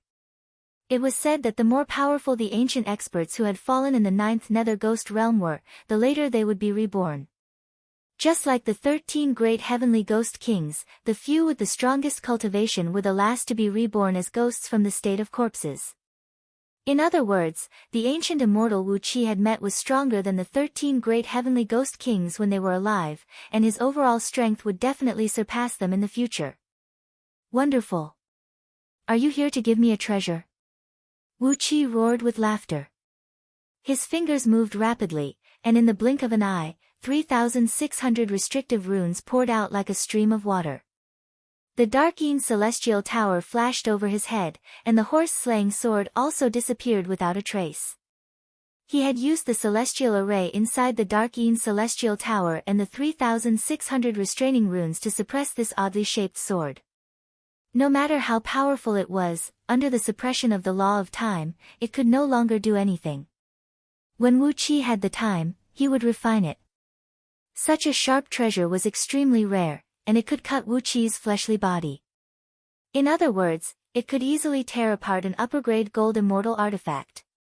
What kind of power did it have? Wu Qi was laughing so hard that his mouth was crooked. Just as he was feeling proud of himself, a great force came at him from behind. The ancient immortal had pounced at Wu Qi from behind, pounced on Wu Qi like a country bumpkin, and opened his mouth to bite Wu Qi's neck. Wu Qi was taken aback. Hastily, he grabbed the man's neck with a backhand and pulled him off from behind, throwing him heavily to the ground. Wu Qi had used all his strength in this attack. The brute force he had now was enough to crush a star, and coupled with the magical power in his body, the divine power was even more earth-shattering. The ancient immortal gave a muffled snort, and his robe was torn to shreds by the huge shockwave. He hit the ground like a meteor, causing the ground around him to tremble violently. Large tracts of rocks were twisted and shattered by the shockwave, and the hills and ridges within 1,000 miles were dislocated and shattered. The power of Wu Qi's attack was so great that it had caused great damage to this part of the world. But, the immortal sprung to his feet as if nothing had happened to him.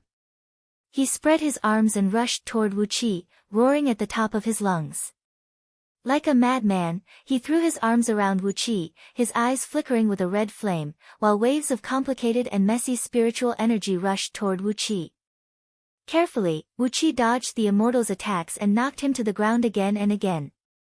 At the same time, he carefully received the psychic waves from the immortal, and from them, he figured out the man's background. This ancient immortal had been reborn and awakened 300 years ago, but his intelligence had dissipated. He was like a real proto-sky ghost, acting purely on instinct.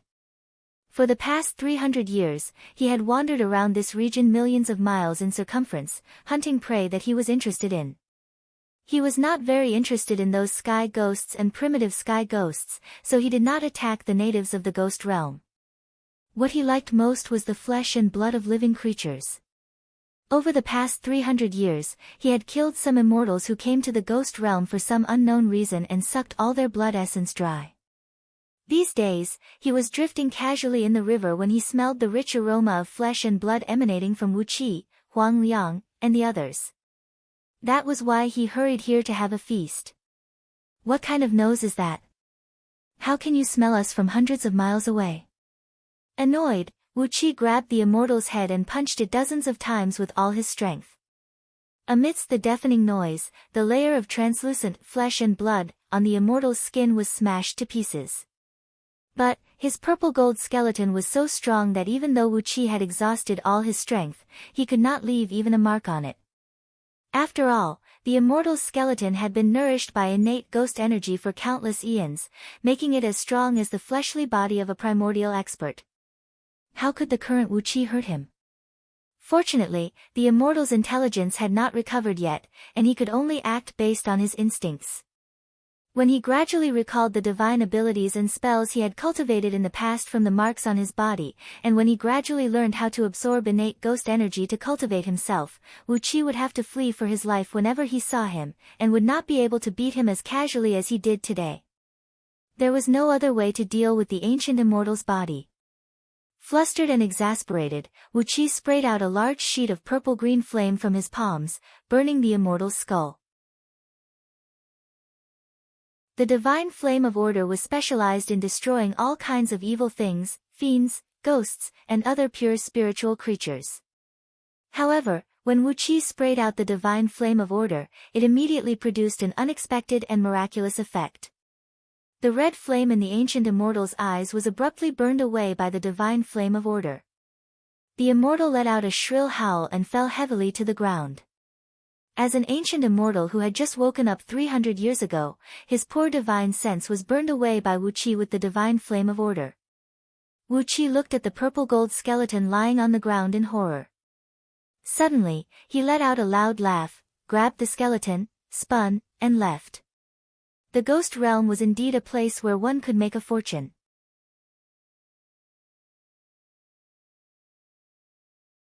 Chapter 759. The Inferno Hell Fiend flame was rolling and rocking in Wu Qi's palm, producing deep, deep fiend howls that could shake one's soul. Even the rocks around the cave were trembling slightly. After obtaining the ancient immortal's remains and the sword, Wu Qi immediately kept all the heavenly ghosts who had submitted to him into his interstitial world. After that, he hurriedly found the cave to receive the legacy of the ancient immortal. The 10 feet long, palm-wide, and paper-thin, blood-red, centipede-shaped horse-slaying sword was rolling and rocking in the fiend flame. 90% of Wu Qi's mind was focused on this ball of fiend flame, constantly injecting wisp after wisp into the sword, breaking through the restrictive spells of nascent divinity and branding his divine will into the complicated restrictive spells in the sword. Perhaps because it had been penetrated by the innate ghost energy for countless eons, this centipede-shaped sword, which was supposed to be an immortal weapon, had been transformed into a ghost weapon of the evil path. Wu Qi did not have the cultivation technique of ghost cultivators, so he could not refine the sword with the most suitable technique. However, as he was cultivating the Inferno Hell Fiend scripture, he could use the Inferno Hell Fiend flame to refine the sword. Furthermore, the complicated and powerful restrictive spells in the sword were all recorded in the Scroll of Stealing. Different from the formations and restrictive spells that were commonly used by immortals to refine flying swords and magical treasures, this sword was forged in the primordial era, the same era as all the formations and restrictive spells in the Scroll of Stealing. Therefore, Wu Qi was able to easily break through all the restrictive spells, branding his divine will into the sword. When the last restrictive spell was broken, Wu Qi separated a thread of divine will and left it in the sword.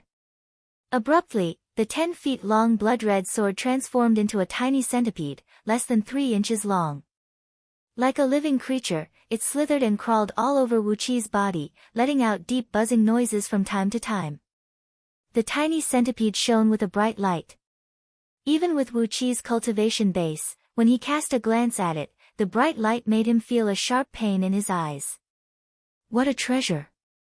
Ao Buzan lay on Wu Qi's head, his head hanging between Wu Qi's brows as he stared at the little centipede and said, "In ancient times, magical treasures were divided into 3 grades, supreme treasures of primal chaos, spirit treasures of chaos, and innate spirit artifacts. This is clearly an innate spirit artifact. TSK, even for the primordial immortals of today, it is extremely difficult for them to gather the materials to forge an innate spirit artifact." Wu Qi pondered for a brief moment. The Scroll of Stealing had also mentioned about the classification of these 3 extraordinary treasures in the ancient times. Grand Mist treasures were spiritual treasures formed in the boundless Grand Mist before the great Saint Pangu created the world. The myriad manifestation star core that Wu Qi had obtained was also a Grand Mist treasure. Chaos spiritual treasures were powerful treasures that were born when Pangu created the world. Grand Mist's spiritual energy fluctuated violently, triggering the laws of heaven and earth. Each of these treasures had the power to destroy heaven and earth, but in terms of magic, they were inferior to Grand Mist's spiritual treasures. As for innate spirit artifacts, they were spirit weapons forged by powerful innate beings who had gathered all kinds of innate essences and gathered the primordial energy 1 aeon after Pangu created the world. Most of these spirit weapons were forged with some kind of powerful innate beings, just like the centipede-shaped sword in Wu Qi's hand. It was a treasure carefully forged with a centipede-like innate being as a cauldron and countless innate essences. This kind of spirit weapon was born with a spirit, and its sentience was extremely strong.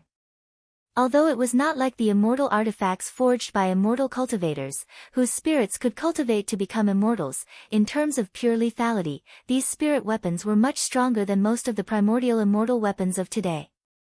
After countless apocalypses of heaven and earth, countless almighty experts had fallen since ancient times. Even if those primordial immortals had the method to forge innate spirit artifacts, they could not find a good innate being as a cauldron, and they could not gather so many innate essences as raw materials. Therefore, even though they knew that innate spirit artifacts were stronger than their primordial immortal weapons in terms of lethality, very few primordial immortals could forge an innate spirit artifact. I'm rich. Wu Qi narrowed his eyes and smiled. I'm rich. Ao Buzan shook his head and said with emotion, in order to forge a primordial immortal weapon, those primordial immortals had to work hard for countless eons, feeding the item spirit inside with their own blood essence. I wonder how many tribulations they had to go through to forge a primordial immortal weapon successfully. Master, I can't believe you've obtained an innate spirit artifact so easily, and the owner of this treasure is dead and has almost no control over it. So, it didn't take you much effort to get it. Wu Qi looked gladly at the little blood-red centipede crawling on his shoulder and said with a smile, yes, I've struck it big this time. Fortune comes from danger, and the ancients did not deceive me. Well, I'll just call it Blood Centipede Sword. Wu Qi had given the sword a new name, and it was filled with sentience. Immediately, wisps of blood-red gleam burst out from the sword, and the razor-sharp sword intent sliced the cave where Wu Qi was hiding in. Large chunks of rocks kept falling down from the cave. Wu Qi and Ao Buzan could not help but look at each other in astonishment. The killing intent emanating from this treasure was very fierce. When it was forged, it must have used countless supreme-grade materials that carried the innate killing intent. After marveling for a while, Wu Qi swallowed the blood centipede sword and let it swim back and forth in his veins, gradually nourishing it with his own blood essence. This kind of innate spirit artifact was different from the flying swords that immortals were accustomed to using nowadays. It had to be nourished with one's own blood essence, just like feeding a pet. The more blood essence it consumed, the more compatible it would be with the user, and the more powerful it would be. As for the flying swords and magic treasures used by immortals nowadays, unless they were natal magic treasures refined by immortals of the evil path, they only needed to be nourished with energy essence. As he felt the blood centipede sword gradually absorb his blood essence, Wu Qi took a deep breath and threw out the ancient immortal's corpse. This ancient immortal's body had been nourished and tempered by innate ghost energy for countless years. The layer of translucent flesh on the surface was actually the condensation of excess ghost energy. Although it had some defensive power, it was really useless compared to the skeleton of his true form. As he stroked the corpse, a large sheet of heavenly phoenix flame burst out of Wu Qi's palm and burned away the translucent flesh. An unpleasant stench of rotting corpses rose into the sky. All that was left of the ancient immortal's body was this strong skeleton, which had been tempered and polished to the point of being extremely strong. Even if Wu Qi tried his best, he could not leave a mark on it. He cast his divine sense into the skeleton. The purple-gold skeleton was so dense that not even Wu Qi's divine sense could penetrate it. Instead, it was repelled by a layer of soft runes on the surface of the skeleton, which nearly shattered Wu Qi's divine sense. He tapped the skeleton with his finger, producing a crisp sound that sounded like the ringing of gold and jade. Wu Qi weighed the skeleton in his hand. The 9-foot-tall skeleton weighed hundreds of billions of kilograms, which was heavier than several mountains. This showed how dense the skeleton was. Gasping in shock, Wu Qi shook his head and said, "This treasure is not worth it if I use it to craft items." Ao Buzan suddenly poked his head out, opened his mouth, and gave the skeleton a big bite on its shoulder blade. A loud cracking noise rang out, and sparks flew in all directions. Ao Buzan howled miserably, holding his bleeding gums and retreating back into Wu Qi's hair. He roared furiously, "I can't craft items, and I can't eat it either. I'll just pour a puddle of urine on it and let it go down in history." Wu Qi shook his head. He pondered for a brief moment, then the stealing the sky script from the 7 foundation elevating technique found in Scroll of Stealing emerged in his mind. This chi-stealing heavenly script should be the culmination of all the stealing techniques found in Scroll of Stealing. It contained countless magical techniques, and basically, it had reached the point where it could steal anything. It seemed that it was time for him to start cultivating this stealing the sky script. There was a divine ability in it called stealing the bone exchanging technique, and it just so happened that he could use this skeleton. The suggestion in the stealing heaven art for this bone-changing technique was that it was best to choose the golden body remains of an ancient Buddha to cultivate this technique. This cultivation technique could gradually extract the incomparably tyrannical bone essence of the ancient Buddha's remains and gradually refine it into one's own body. The more ancient Buddha's golden bodies used, the faster the cultivation speed would be, and the greater the benefits would be. According to the description in the bone exchanging technique, there was basically no limit to this technique. However many ancient Buddhas Wu Qi could obtain, he could fuse all the bone essence into his own bones. If he could fuse a few ancient Buddha's golden bodies, his bones would truly be indestructible. Once the bones were strong, the marrow would be strong as well, and the internal organs, meridians, and blood would undergo a transformation. This was a technique that could strengthen the fleshly body from the root. Furthermore, by using the bone exchanging technique to strengthen one's bones, it was much faster than cultivating by oneself. According to the bone exchanging technique, as long as one had the cultivation base of a heaven immortal, one could completely digest and absorb an ancient Buddha's golden body in just 100 years. But now that Wu Qi had the cultivation base of a gold immortal, Wu Qi reckoned that perhaps it would only take him a few years to completely assimilate the skeleton in front of him. After a moment of silence, Wu Qi cupped his fist and bowed to the purple gold skeleton, then said, "Senior," but before he could finish his sentence, Wu Qi suddenly laughed self-deprecatingly and said, "What are you talking about? Your soul has already perished, and the little bit of consciousness that you had just regrown has been destroyed by me. Do you really think you can understand what I'm talking about?" Sneering, Wu Qi opened his mouth, and a chaotic beam of light rushed out, instantly swallowing the purple gold skeleton into his belly. In his interstitial world, countless chaotic energies followed Wu Qi's will and condensed into a huge cauldron, then he placed the skeleton in it and slowly burned it. Wu Qi's natal blood essence was used as firewood, emitting a crimson flame in the cauldron, while Wu Qi's natal flame condensed into strange runes, gradually burning the purple gold skeleton. Gradually, tiny purple gold particles drifted out of the skeleton. After being purified and refined by the cauldron condensed from chaotic energies, they flew out of the interstitial world and sank into Wu Qi's bones. Suddenly, tiny beads of sweat broke out from Wu Qi's body, and his bones felt hot. Torrential streams of heat kept flowing back and forth in his bone marrow, giving him an indescribable pleasure that nearly made him scream out loud. The sky-stealing bone-changing technique was indeed marvelous. A bright light shone from Wu Qi's eyes. Just as he was about to let out a joyful roar, a deep, violent dragon roar suddenly came from his body.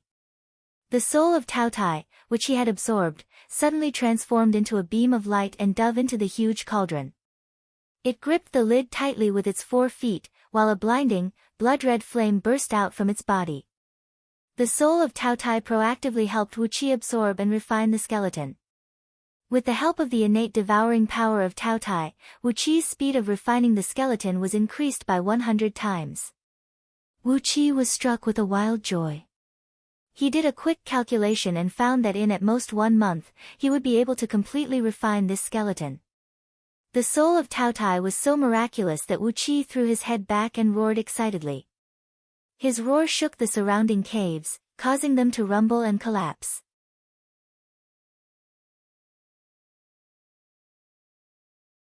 Chapter 760. As he sensed the gradual changes in his bones, Wu Qi could not help but burst into laughter. As a gold immortal, every move he made was enough to destroy heaven and earth. Wu Qi laughed heartily. His roar was as loud as thunder, and the sound waves overlapped and turned into a terrible energy shockwave that swept out in all directions. The cave he was hiding in was near the foot of a 10,000 miles tall mountain. Now, as he laughed out loud, the 10,000 miles tall mountain above him suddenly collapsed, and the huge mountain was instantly shattered into countless pieces, scattering in all directions. His laughter rolled and swept in all directions, uprooting the nearby hills and ridges. Thick rock layers twisted and cracked amidst the white sound waves, and tens of miles thick rock layers were forcibly scraped up. Hundreds of miles in circumference, rock layers flew up into the air amidst a grating noise. Vibrated by the sound waves, the twisted rock layers were instantly shattered into pieces. Large and small broken rocks darted out in all directions, bringing up countless white airwaves in the air. Wu Qi's laughter had caused a destructive change to the terrain within thousands of miles. With him as the center, a crater more than 300 miles deep appeared out of nowhere. The inside of the crater, thousands of miles in diameter, was as smooth as a mirror, and the sound waves produced by Wu Qi's laughter had polished the inside of the crater so smooth that even a fly could not stand still.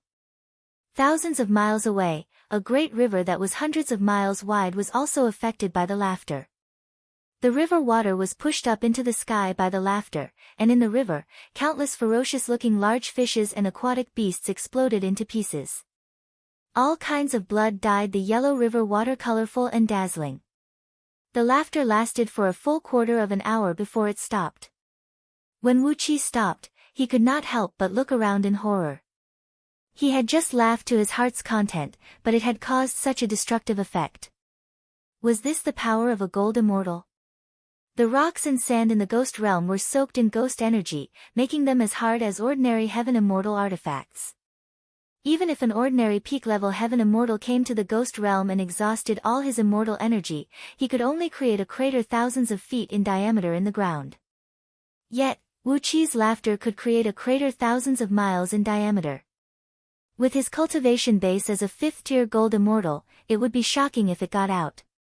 Shaking his head, Wu Qi patted Ao Buzan, who was lying on his head and had been dazed by his laughter. The power of a gold immortal is so strong, he said in a low voice. I'll have to be careful in the future. No wonder you forbade those powerful immortals to enter Panga continent. TSK, if that gold immortal were to go to a city and laugh, wouldn't he kill all the people in it?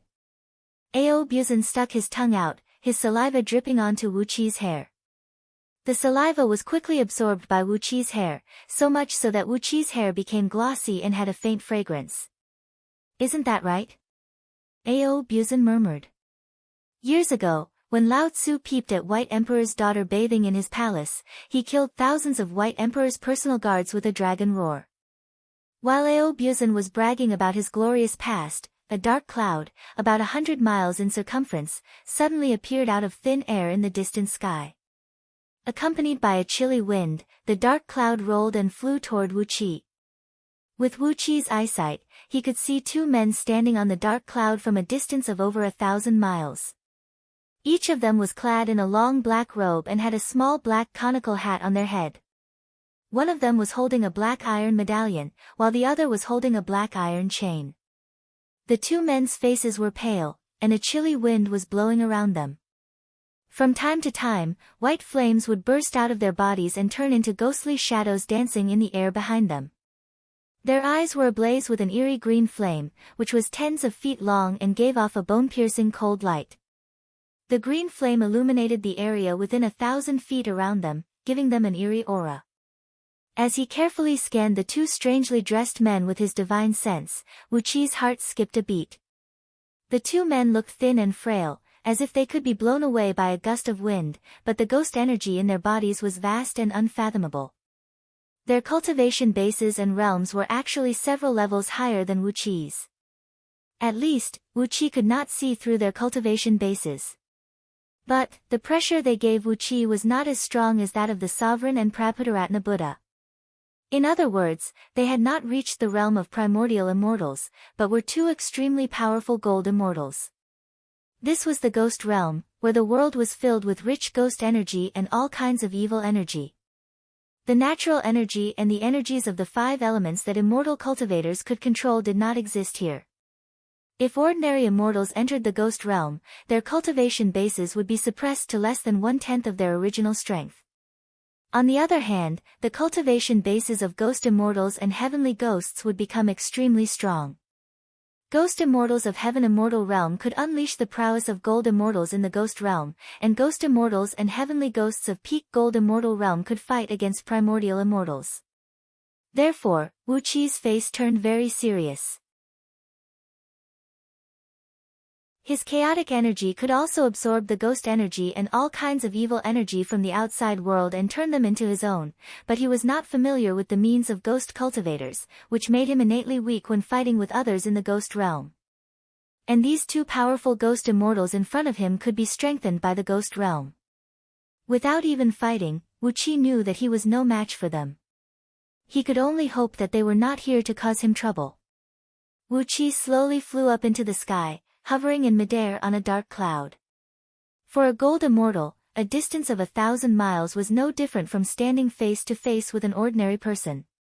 Wu Qi did not want to turn around and flee without asking the purpose of their visit. Soon, the dark cloud was less than 10 miles away from Wu Qi, and only then did it slow down and finally approach about a mile away. The two black-robed men squinted at Wu Qi. The dark cloud behind them rolled, and then dozens of shadows darted out of it at high speed, baring their teeth and staring at Wu Qi. The two black-robed men were obviously ghost immortals who had become human cultivators, and the dozens of shadows darting out of their backs were obviously powerful heavenly ghosts. Unlike the heavenly ghosts in the valley Wu Qi had subdued, the dozens of heavenly ghosts in front of him had very high cultivation bases, so their appearance had been transformed to be similar to that of a human being. They were all handsome men and beautiful women who looked no different from humans. If it had not been for the row of sharp bone spikes growing out of the back of their heads and the long shiny tail wrapped around their waists like a belt, Wu Qi would not have been able to distinguish them from ordinary humans. Compared with the ordinary heavenly ghosts who looked like monsters, these heavenly ghosts had the cultivation base of gold immortals, which allowed them to reconstruct their fleshly bodies, and possessed higher intelligence, which made them no different from ordinary immortals. Only those heavenly ghosts who had reached the realm of gold immortals could restrain the greed and desire in their nature.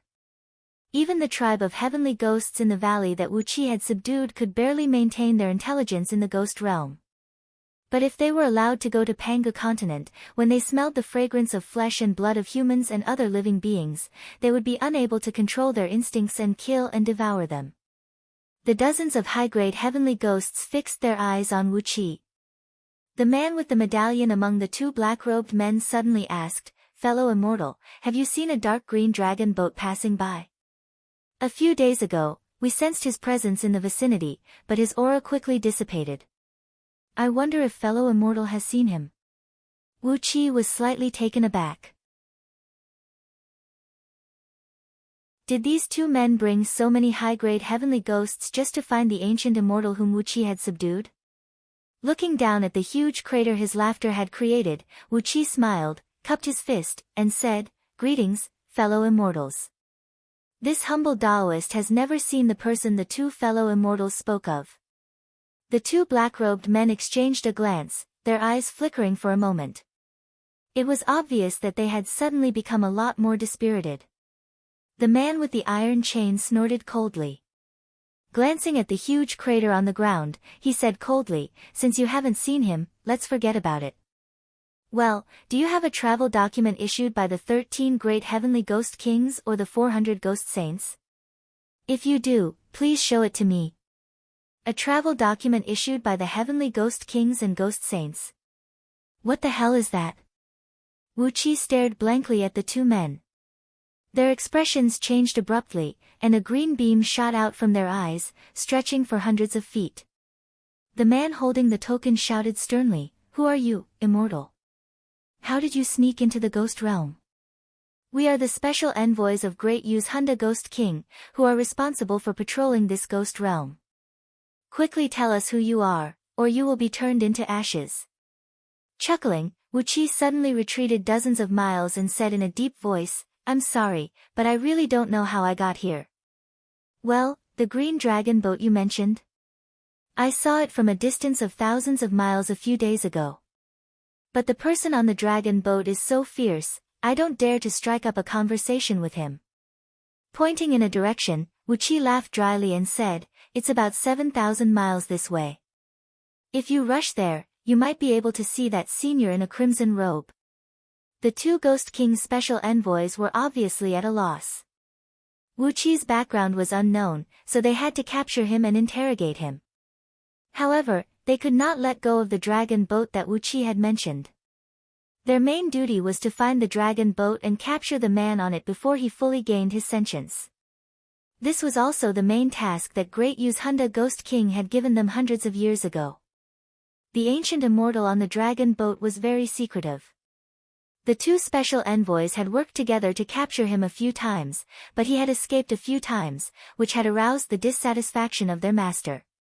Therefore, when Wu Qi said that the dragon boat had appeared 7,000 miles away, they had to rush there and check it out. But, what about Wu Qi?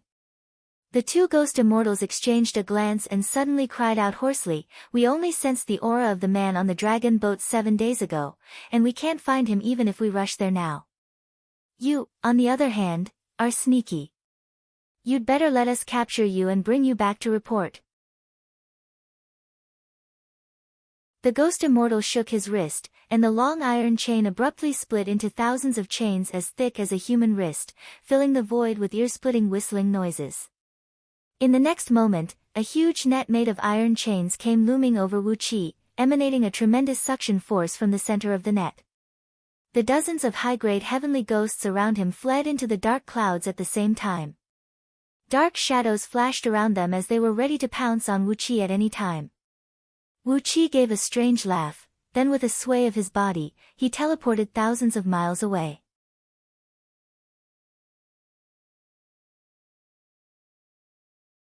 Chapter 761. Wu Qi flew forward, cursing and swearing all the way. He felt that he had been down on his luck for the past few days. First, he was torn open by someone with a very powerful magical artifact and thrown into the ghost realm. Although he had subdued a group of heavenly ghosts and obtained many natural treasures, which had barely made up for his mental loss, and then he met a destitute ancient immortal and gained a lot of benefits, he finally calmed down a little. Just when he thought his luck was getting better, he was chased by two peak-level gold immortals and a group of high-grade heavenly ghosts. His luck seemed to have taken a turn for the worse again. The two peak-level gold immortals were just hanging behind Wu Qi from a distance, letting out strange, eerie howls from time to time. But, the group of high-grade heavenly ghosts kept looming around Wu Qi like maggots on a bone. From time to time, they would suddenly rush out of one of the dark clouds around him and give him a flurry of attacks. There was a rumor among the immortals in the outside world that one should never compete with heavenly ghosts in the ghost realm in terms of speed, as it was something that would make one collapse and despair. Some primordial immortals had even said that in the ghost realm, the speed of heavenly ghosts was incomparable to that of ordinary primordial immortals. Although the cultivation bases of the two peak-level gold immortals were much stronger than Wu Qi, they were not as fast as Wu Qi. But, although these heavenly ghosts were not as strong as Wu Qi, they could fly very fast. Although they could not break through the void to teleport, their speed was still much faster than Wu Qi's. From time to time, heavenly ghosts would jump out of the void and kick at Wu Qi, while a couple of tails would wrap around Wu Qi.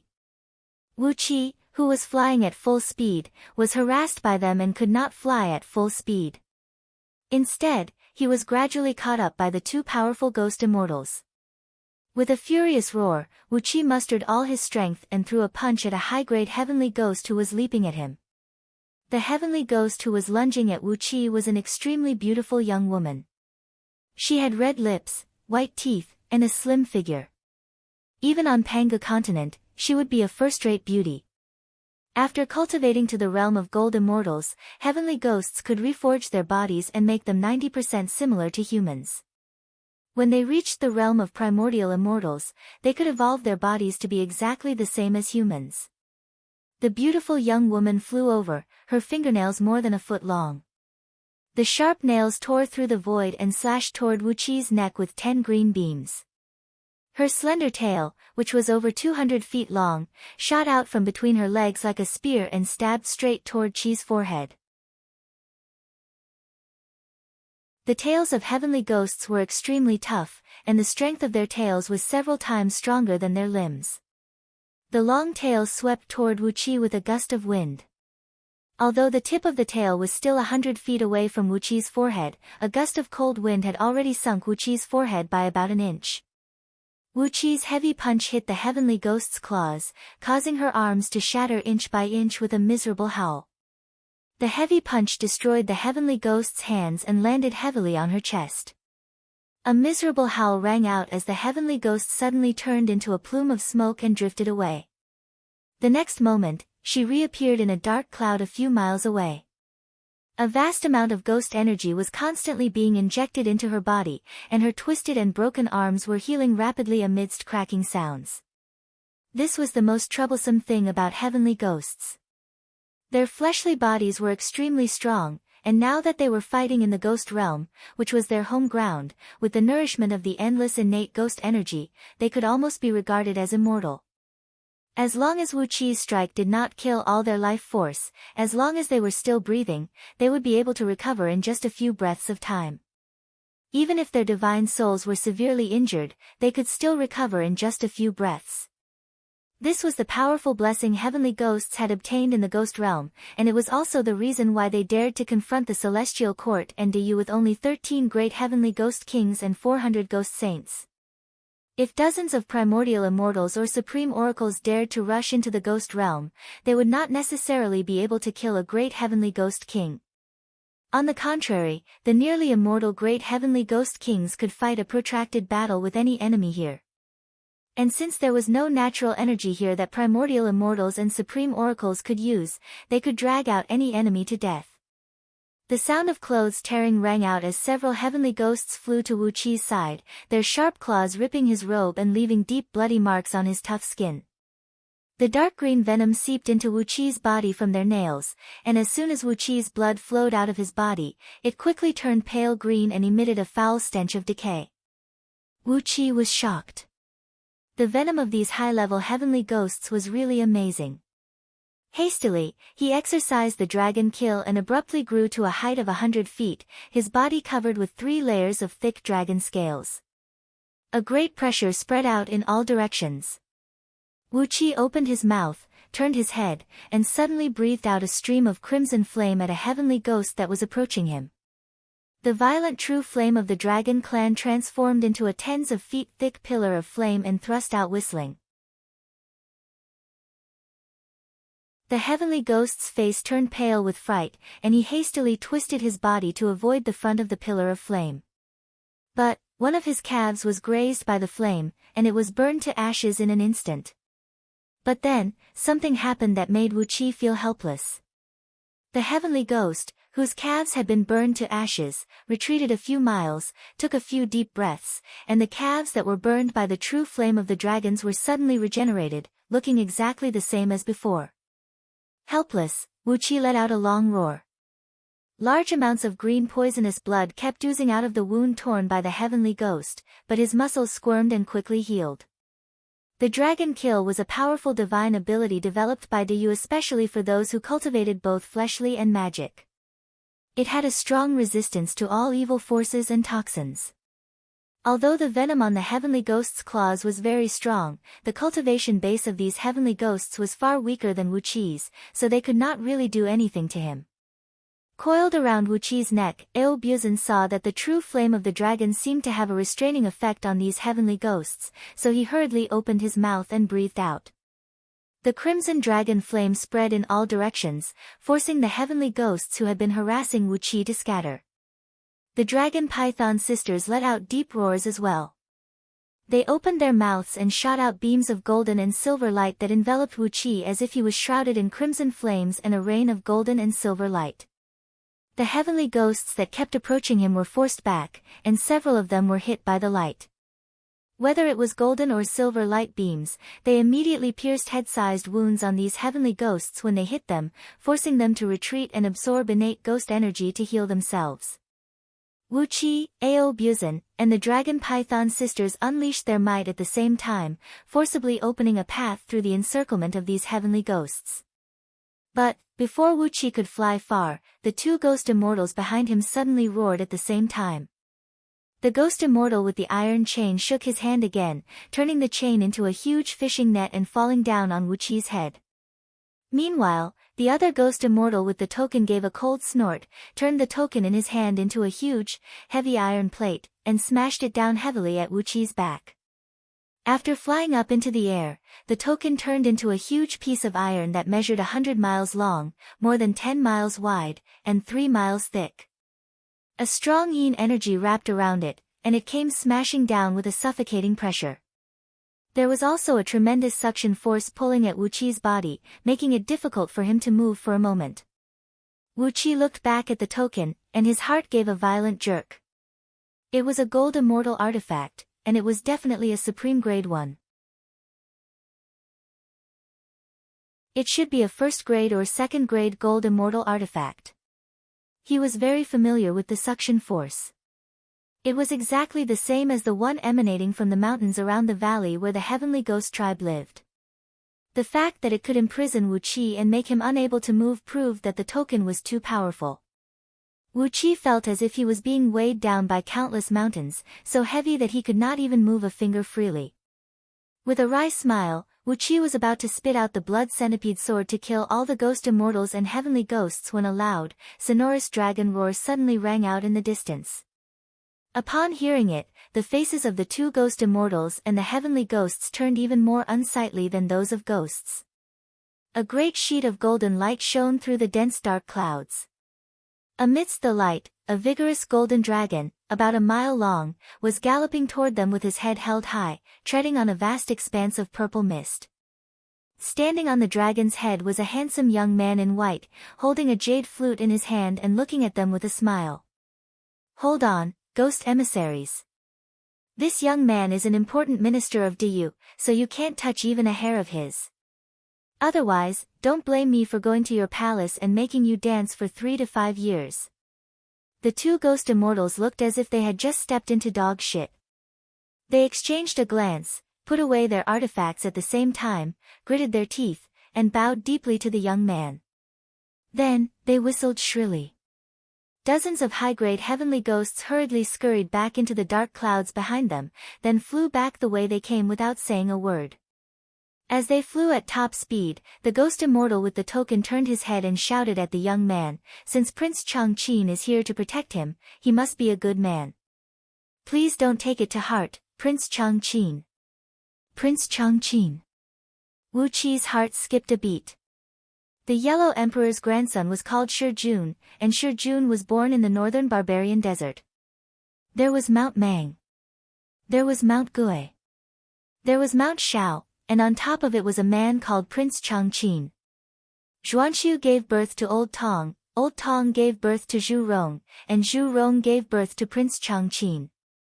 According to the Zhui Zhuan, there were 3 birds of the 5 musical birds, the Emperor bird, the Wan bird, and the Phoenix bird, who danced when they heard the zither.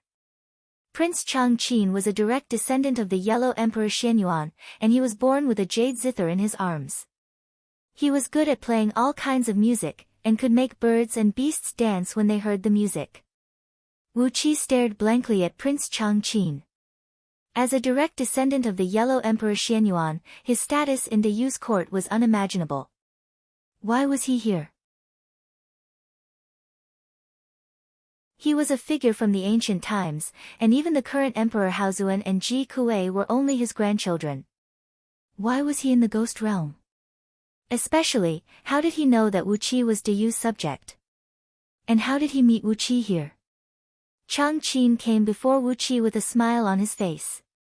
He nodded to Wuqi and said, "Come with me." "Where are your subordinates?" Wuqi was taken aback. He breathed out Dark Yin Celestial Tower and released the Jade Armor Dark Turtle flying ship.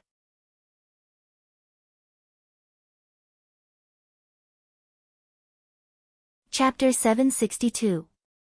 Stepping on the golden dragon, Changqin rode on a cloud, shrouded in a clear mist.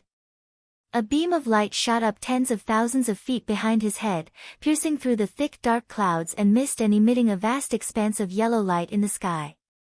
Prince Changqin gently waved the jade flute and let out a soft cry that sounded like a dragon's roar. Wherever the golden dragon passed, countless heavenly ghosts and all kinds of strange creatures in the ghost realm fled, fleeing as far as they could at their fastest speed. The jade armor mystic turtle flying ship was pulled by an invisible, flexible force, gliding across the sky gracefully. Standing on the back of the ship, Wu Qi stared blankly at Prince Changqin, who was flying at high speed in front of him. The extraordinarily handsome Prince Changqin looked like an immortal, but there was no immortal energy in his body. Instead, it was filled with a purple mist so strong that Wu Qi found it hard to believe. When Wu Qi's divine sense swept across Changqin, the purple mist in his body shone with a blinding light like a small purple sun in Wu Qi's line of sight, making it impossible for Wu Qi to look straight at him. He was strong, unimaginably strong. No wonder the two emissaries of the ghost lords fled as if they had seen a ghost. Prince Changqin did have the strength to make people flee at the first sign of his name. But, why was this direct descendant of the Yellow Emperor Xianyuan, who only existed in myths and legends, here? Why was he in the ghost realm?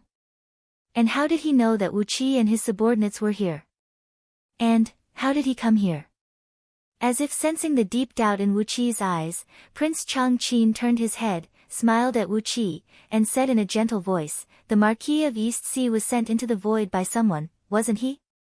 A few days ago, I entered the void and found the traces of the Marquis of East Sea and his subordinates. That's why I brought the Marquis of East Sea here." Only after hearing Prince Changqin's words did Wu Qi learn what had happened.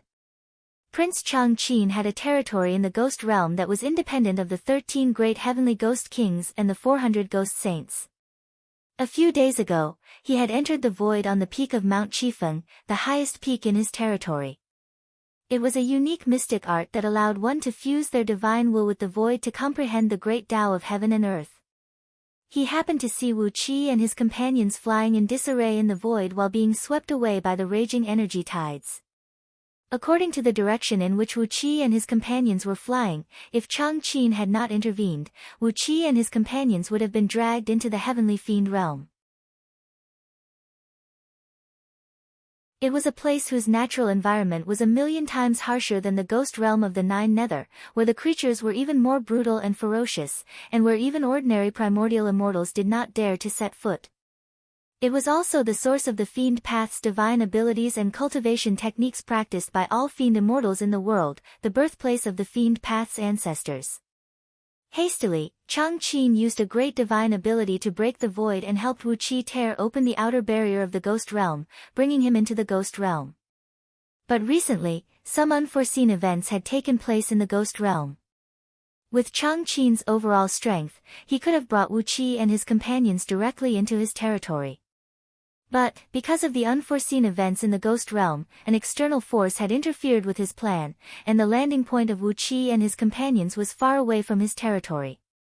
Worried about the safety of Wu Qi and his companions, Changqin had left his territory to search for Wu Qi and his companions. Today, he had found a place less than 10,000 miles away from Wu Qi, and it just so happened that Wu Qi and a group of heavenly ghosts were engaged in a fierce battle. The ripples of energy that spread in all directions had attracted his attention, and that was why he had arrived in time to drive away the two ghost emissaries and the group of heavenly ghosts. Wu Qi bowed deeply to Changqin to express his gratitude. Wu Qi knew very well what kind of place the heavenly fiend realm was. Only a handful of people in the entire universe knew about its existence. However, as Wu Qi had inherited the scroll of stealing, he happened to be one of them who knew the details about it. Like the ghost realm, the heavenly fiend realm was an independent world formed by the fusion of a broken fragment of Pangu continent and the first thread of innate fiend energy. The heavenly ghosts of the ghost realm were cruel and greedy, while the fiends of the heavenly fiend realm were treacherous, cruel, violent, greedy, and evil. Almost all the negative adjectives in the world could be used to describe them. Compared to the heavenly ghosts who acted only on instinct, these fiends were much more difficult to deal with, and posed a greater threat to immortal cultivators and all other living beings. At the thought that he, Huang Liang, and a group of his subordinates were almost dragged into the heavenly fiend realm, Wu Qi could not help but feel his scalp go numb, and at the same time, his hatred for Liu Bang and King Zhangqiu deepened. He swore to himself that he would repay Liu Bang and King Zhang Qiu for their deep friendship, and at the same time, he felt even greater respect and gratitude for Prince Changqin. After being dragged into the void by Liu Bang with the sky-veiling flag of chaos, Wu Qi had personally experienced the mighty, irresistible, and terrible power of the flag. He also knew that Prince Changqin had fused his divine will with the void to comprehend the great Tao of heaven and earth, and he had hurriedly used an almighty divine ability to guide such a huge jade-armored dark turtle-flying ship to break through the barrier of the ghost realm and enter it. However, Prince Changqin did not hesitate to consume his divine will to rescue Wu Qi and his companions. On top of that, Prince Changqin was extraordinarily handsome, and his way of dealing with people was as bright and warm as the sun. Therefore, Wu Qi had a very good impression of him. He told Wu Qi about how he rescued Wu Qi and his companions, then pointed out the mountains and rivers along the way, and introduced some famous rivers and mountains in the ghost realm to Wu Qi. The terrain of the ghost realm was treacherous. Some of the rivers were as wide as 10,000 miles, and the drop between the upper and lower reaches was frighteningly huge. Torrents of water poured down like meteors, and the force of impact was strong enough to tear any existence below the realm of gold immortal to pieces. Even in such treacherous waters, fish and dragons could be seen lurking, and from time to time, huge flood dragons could be seen lurking in the water. These flood dragons were the ghost dragons of the ghost realm. They were ghosts that had lost their lives and were nourished by ghost energy, and possessed divine abilities and magic power no weaker than that of true dragons. The mountains they passed by were even more bizarre. Some of them were born with powerful magnetic forces, which could pull anything from hundreds of thousands of miles away. Even Wu Qi could not resist the force. It was only thanks to Prince Changqin's protection that he and his companions safely crossed the mountains. Some of the mountains were extremely cold, or perhaps because of the extreme Yin ghost energy, they gave birth to a wisp of true fire of Yang, which burned the land hundreds of thousands of miles around red. Some mountains kept erupting enormous thunderbolts, while others would spray out poisonous miasma of various colors from time to time. There were countless dangerous places in the world.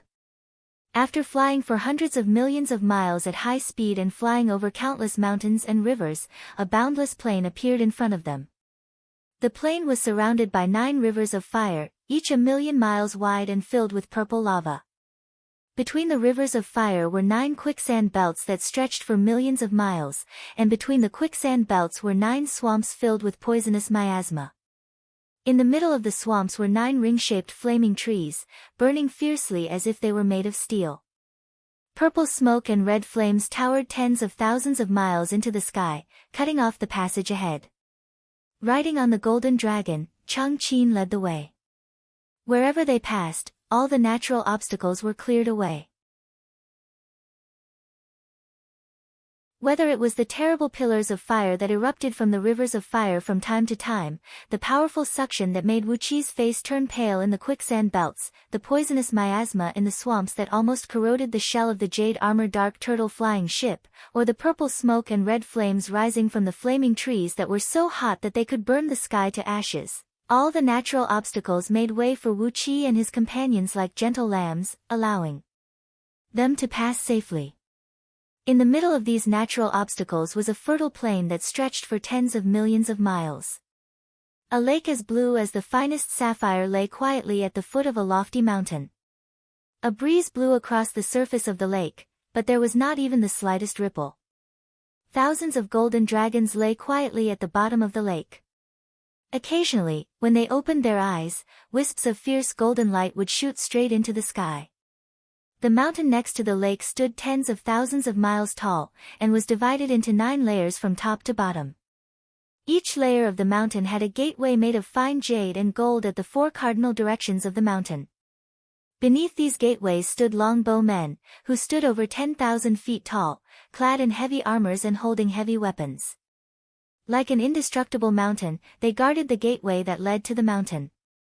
High up in the sky, there were feather men riding on rocks, whose bodies were glinting with a golden light and whose claws were emitting purple-blue electric arcs. At a glance, The sky above the lofty mountain that almost occupied the entire plain was filled with rocks, and there were at least 1 billion feathermen patrolling in the sky. On top of the lofty mountain were streams, waterfalls, valleys, peaks that towered into the sky, and bottomless crevices. All the rocks were made of a material that looked like fine jade, and they were covered with countless exotic flowers and plants, some of which were extinct on Panga continent, at least, the Langxian tree that Wu Qi had never seen before.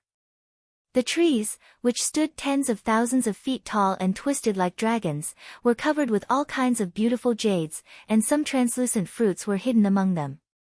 When the wind blew past, an exotic fragrance wafted into the air, making one feel refreshed. Looking into the mountain gate directly opposite Wu Qi, he saw tall towers and watchtowers, as well as barracks and tents. Under the supervision of heavily armored captains, large groups of soldiers were undergoing what could only be described as cruel training, tempering their bodies with the cruelest means, so that their bodies, which were on the verge of collapse, could quickly absorb the rich purple energy emitted from the lofty mountain to nourish their fleshly bodies, heal their injuries, and rapidly improve their overall strength. The soldiers' bodies were covered with scars of all shapes and sizes. Some were caused by wild beasts, some were caused by swords and sabers, and some were caused by powerful immortal techniques. Judging from these scars alone, one could tell that these soldiers were the absolute elites who had survived hundreds of battles. Compared to these expressionless, gray-eyed soldiers, the imperial army of Deyu's capital city, Liangzhu, was like comparing a boy scout to a professional butcher. Chang Qin turned to smile at Wu Qi, then nodded and said, "Welcome to Mount Kunlun. Now, this is the garrison of my imperial army, and the Kunlun Heavenly Pass, where I, Deyu, deter the ghost realm." Mount Kunlun.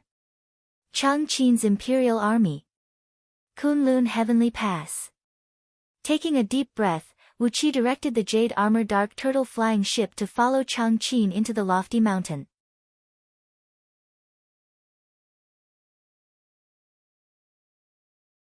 Chapter 763.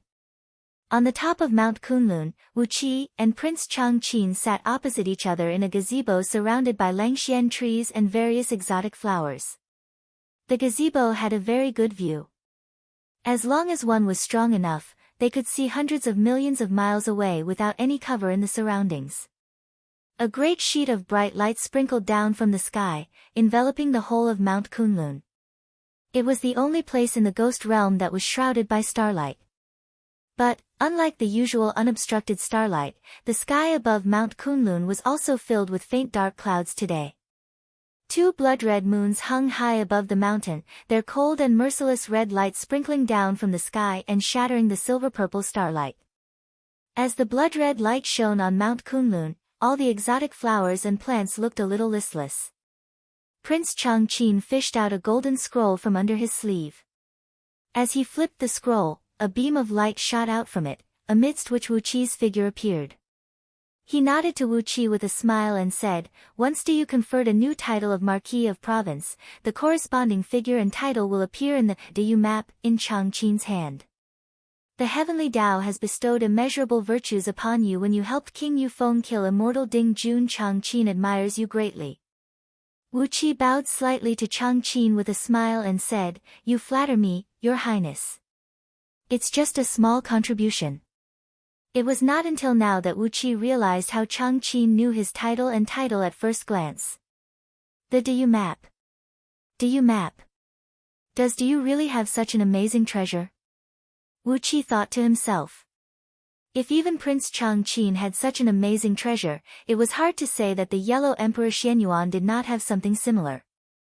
At the thought that his title might have been known by the Yellow Emperor, Wu Qi felt an indescribable feeling welling up in his heart.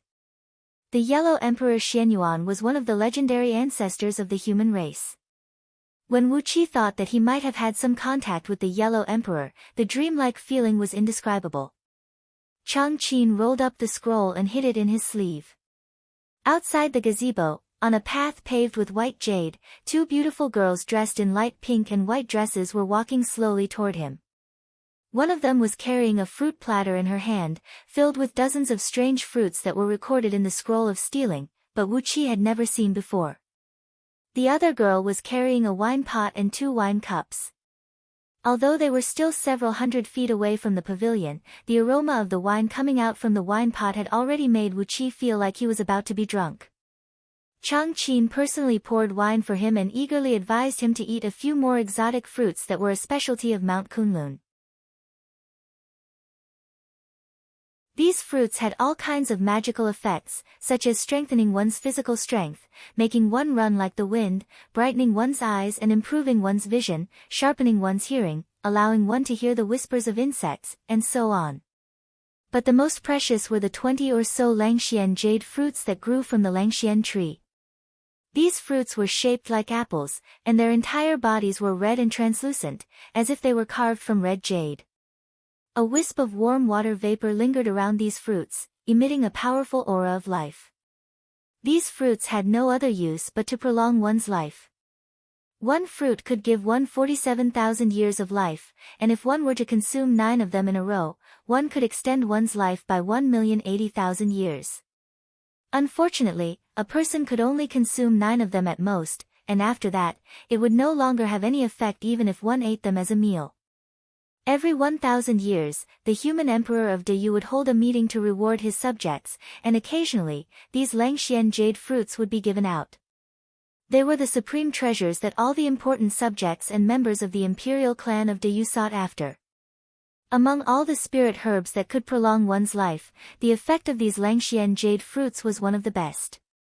Prince Chang Qin was treating his guests with the Langxian jade fruits, which were extremely precious in Deyu, and it looked like he was really eating these rare treasures as a meal. In any case, for every Langxian jade fruit Wu Qi ate, he would just give one to him. Amidst a series of crunching sounds, Chang Qin ate 12 Langxian jade fruits as if they were apples, and did not feel any heartache at all. Wu Qi looked at Prince Chang Qin speechlessly. The juice of the Langxian jade fruits was sweet and melted in his mouth, leaving no residue behind. It was as clear as the clouds in the sky, and its aura went straight into his internal organs, making him feel warm and comfortable all over. As the hot air rushed into his spiritual ocean, Wu Qi's divine soul opened its mouth and sucked it in. Shockingly, his divine soul was strengthened by about 30%. The purpose of the Langxian jade fruits was to strengthen one's soul and nourish one's fleshly body, so it could prolong one's life. Seeing that Chang Qin did not take these rare fruits seriously, Wu Qi pondered for a moment and realized that it was true. Legend had it that these fruits originated from Mount Kunlun, and now that Mount Kunlun had become the Kunlun Heavenly Pass under Chang Qin's control, the fruits that were regarded as treasures by others were no different from rice to him. Having figured this out, Wu Qi did not hold back anymore. He chewed and munched on a dozen fruits with different effects in a row. Ao Buzan's mouth watered as he watched. In front of Chang Qin, Ao Buzan poked his head out from Wu Qi's forehead and drooled 3 feet long. Chang Qin was amused. He gently clapped his hands, and 2 more girls brought a large basin of fruits and placed them before Wu Qi. Looking at Ao Buzan, Chang Qin said with a smile, "This is an ancient true dragon, isn't it? I can't believe you have 2 dragon pythons of fire and ice. Marquis of East Sea is really lucky. Don't stand on ceremony, these fruits are nothing to me." Ao Buzan gave a long, joyful hiss, then nodded at Chang Qin and said, "I've long heard that Prince Chang Qin is a distinguished, handsome, generous, and chivalrous man. Now that I've seen you today, you truly live up to your reputation." "Hee, Lao Tzu, I won't stand on ceremony." Opening his mouth wide, Ao Buzan rushed into the basin and devoured the fruits happily. The dragon python sisters sprung into the basin as well, devouring the fruits even faster than Ao Buzan. As they were all ancient species, they had all kinds of knowledge passed down in their bloodlines, so they knew very well about the benefits of these fruits. Smiling at Ao Buzan and the others, Chang Qin nodded at Wu Qi and said, "I have brought Marquis of East Sea to the Ghost Realm because I have a request." Wu Qi bowed to Chang Qin and said, "Just tell me what you need, Crown Prince." As a subject of Deyu, Tan Lang, Chang Qin laughed, waved his hand, shook his head, and said, "You're wrong, you're wrong. Although Marquis of East Sea is a subject of Diyu, but I. He paused for a brief moment, then nodded and said, I'm not the monarch of Diyu, nor am I the superior of Marquis of East Sea. I have no subordinate relationship with you. So, if I need your help, Marquis of East Sea, it's only natural that I say please. Wu Qi gave Chang Qin a surprised look, then nodded and said, if that's the case, just tell me what you need, Crown Prince. Chang Qin smiled and began to tell the story. Mount Kunlun, where Wu Qi lived, was the legendary Mount Kunlun that Wu Qi knew. It was the residence of the ancient gods, and later became the temporary imperial residence of the Yellow Emperor Xianyuan. But, after several apocalypses of heaven and earth in ancient times, great changes had taken place between heaven and earth. The Yellow Emperor Xianyuan uprooted Mount Kunlun with his mighty divine ability and threw it into the Ghost Realm, forcibly occupying a piece of territory in the Ghost Realm and leaving it under Prince Chang Qin's command. Naturally, the many Ghost Kings and Ghost Saints in the Ghost Realm hated Kunlun Heavenly Pass very much. Over the years, they had come up with countless ideas to throw Mount Kunlun back to Pangu continent. But, Kunlun Heavenly Pass was a realm of its own. If those Ghost Kings and Ghost Saints broke into Mount Kunlun, they would lose the geographical advantage of the Ghost Realm, and would be beaten black and blue by Prince Chang Qin. Because of that, Prince Chang Qin made a name for himself in the Ghost Realm. In addition to deterring all the powers in the Ghost Realm and exploiting all kinds of rare specialties, Kunlun Heavenly Pass was also responsible for monitoring all parties. The Ghost Realm was located in a very strange location. In layman's terms, it was the thoroughfare of the 9 provinces, a node where the power of space and time intertwined. From there, one could easily travel to other worlds, be it the Celestial Court, Pangu continent, the chaotic void in the outer heavenly realms, the Fiend realm, the Demon realm, and the Yellow Springs. Chang Qin kept watch over Kunlun Heavenly Pass with the Mirror of Kunlun, an ancient extraordinary treasure that could illuminate the 33 heavens at all times, and keep an eye on the movements in the 9 heavens, the Yellow Springs, and all the other worlds. If there was any change, especially one that targeted the human race on Pangu continent, he could immediately send the information back to the Yellow Emperor Xianyuan and the Imperial Court of Diyu to deal with it. Meanwhile, the hundreds of millions of soldiers stationed in Kunlun Heavenly Pass had become the vanguard army to deal with any changes. Compared to the various conflicts and entanglements that broke out in Kunlun Heavenly Pass, the harassment of myriad immortal alliance on Pangu continent was just a child's play.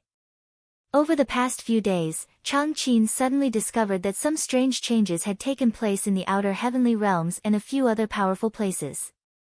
Some well-prepared regions were destroyed, and a large number of spies were wiped out. There were also some strange changes taking place in other places. He wanted to send the news back to Pangu continent, but he found that the Ghost Realm had been completely sealed off.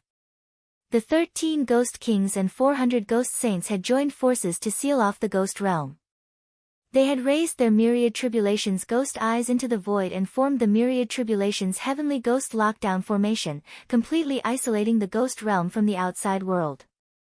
The hundreds of blood-colored moons Wu Qi saw in the sky were not celestial bodies, but the eyes of those Ghost Kings and Ghost Saints.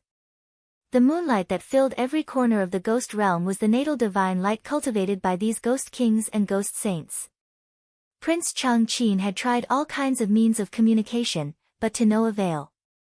Even the messengers he sent were killed by some unknown people on the way. He was confident that he could break through the seal and return to Pangu continent, but he could not leave Kunlun Heavenly Pass. All the restrictive spells in the entire pass were in his hands, and he was the soul of Mount Kunlun. If he left, Kunlun Heavenly Pass might be breached by the army of the Ghost Realm. The risk was too great, and he did not have the courage to rush out of the Ghost Realm to deliver the message.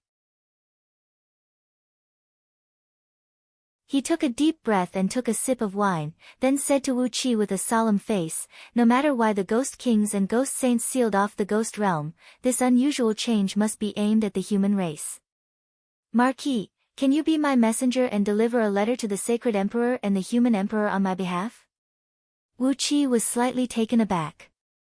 Chang Qin had sent several waves of messengers, but they had all been killed. Did he think he was much stronger than his messengers? With a shake of his palm, a beam of green light shot out, and a star map appeared amidst it. "Please have a look, Marquis," he said in a deep voice. "This is the way I came up with to return to Pangu continent." Wu Qi's eyes went wide as he looked at the star map.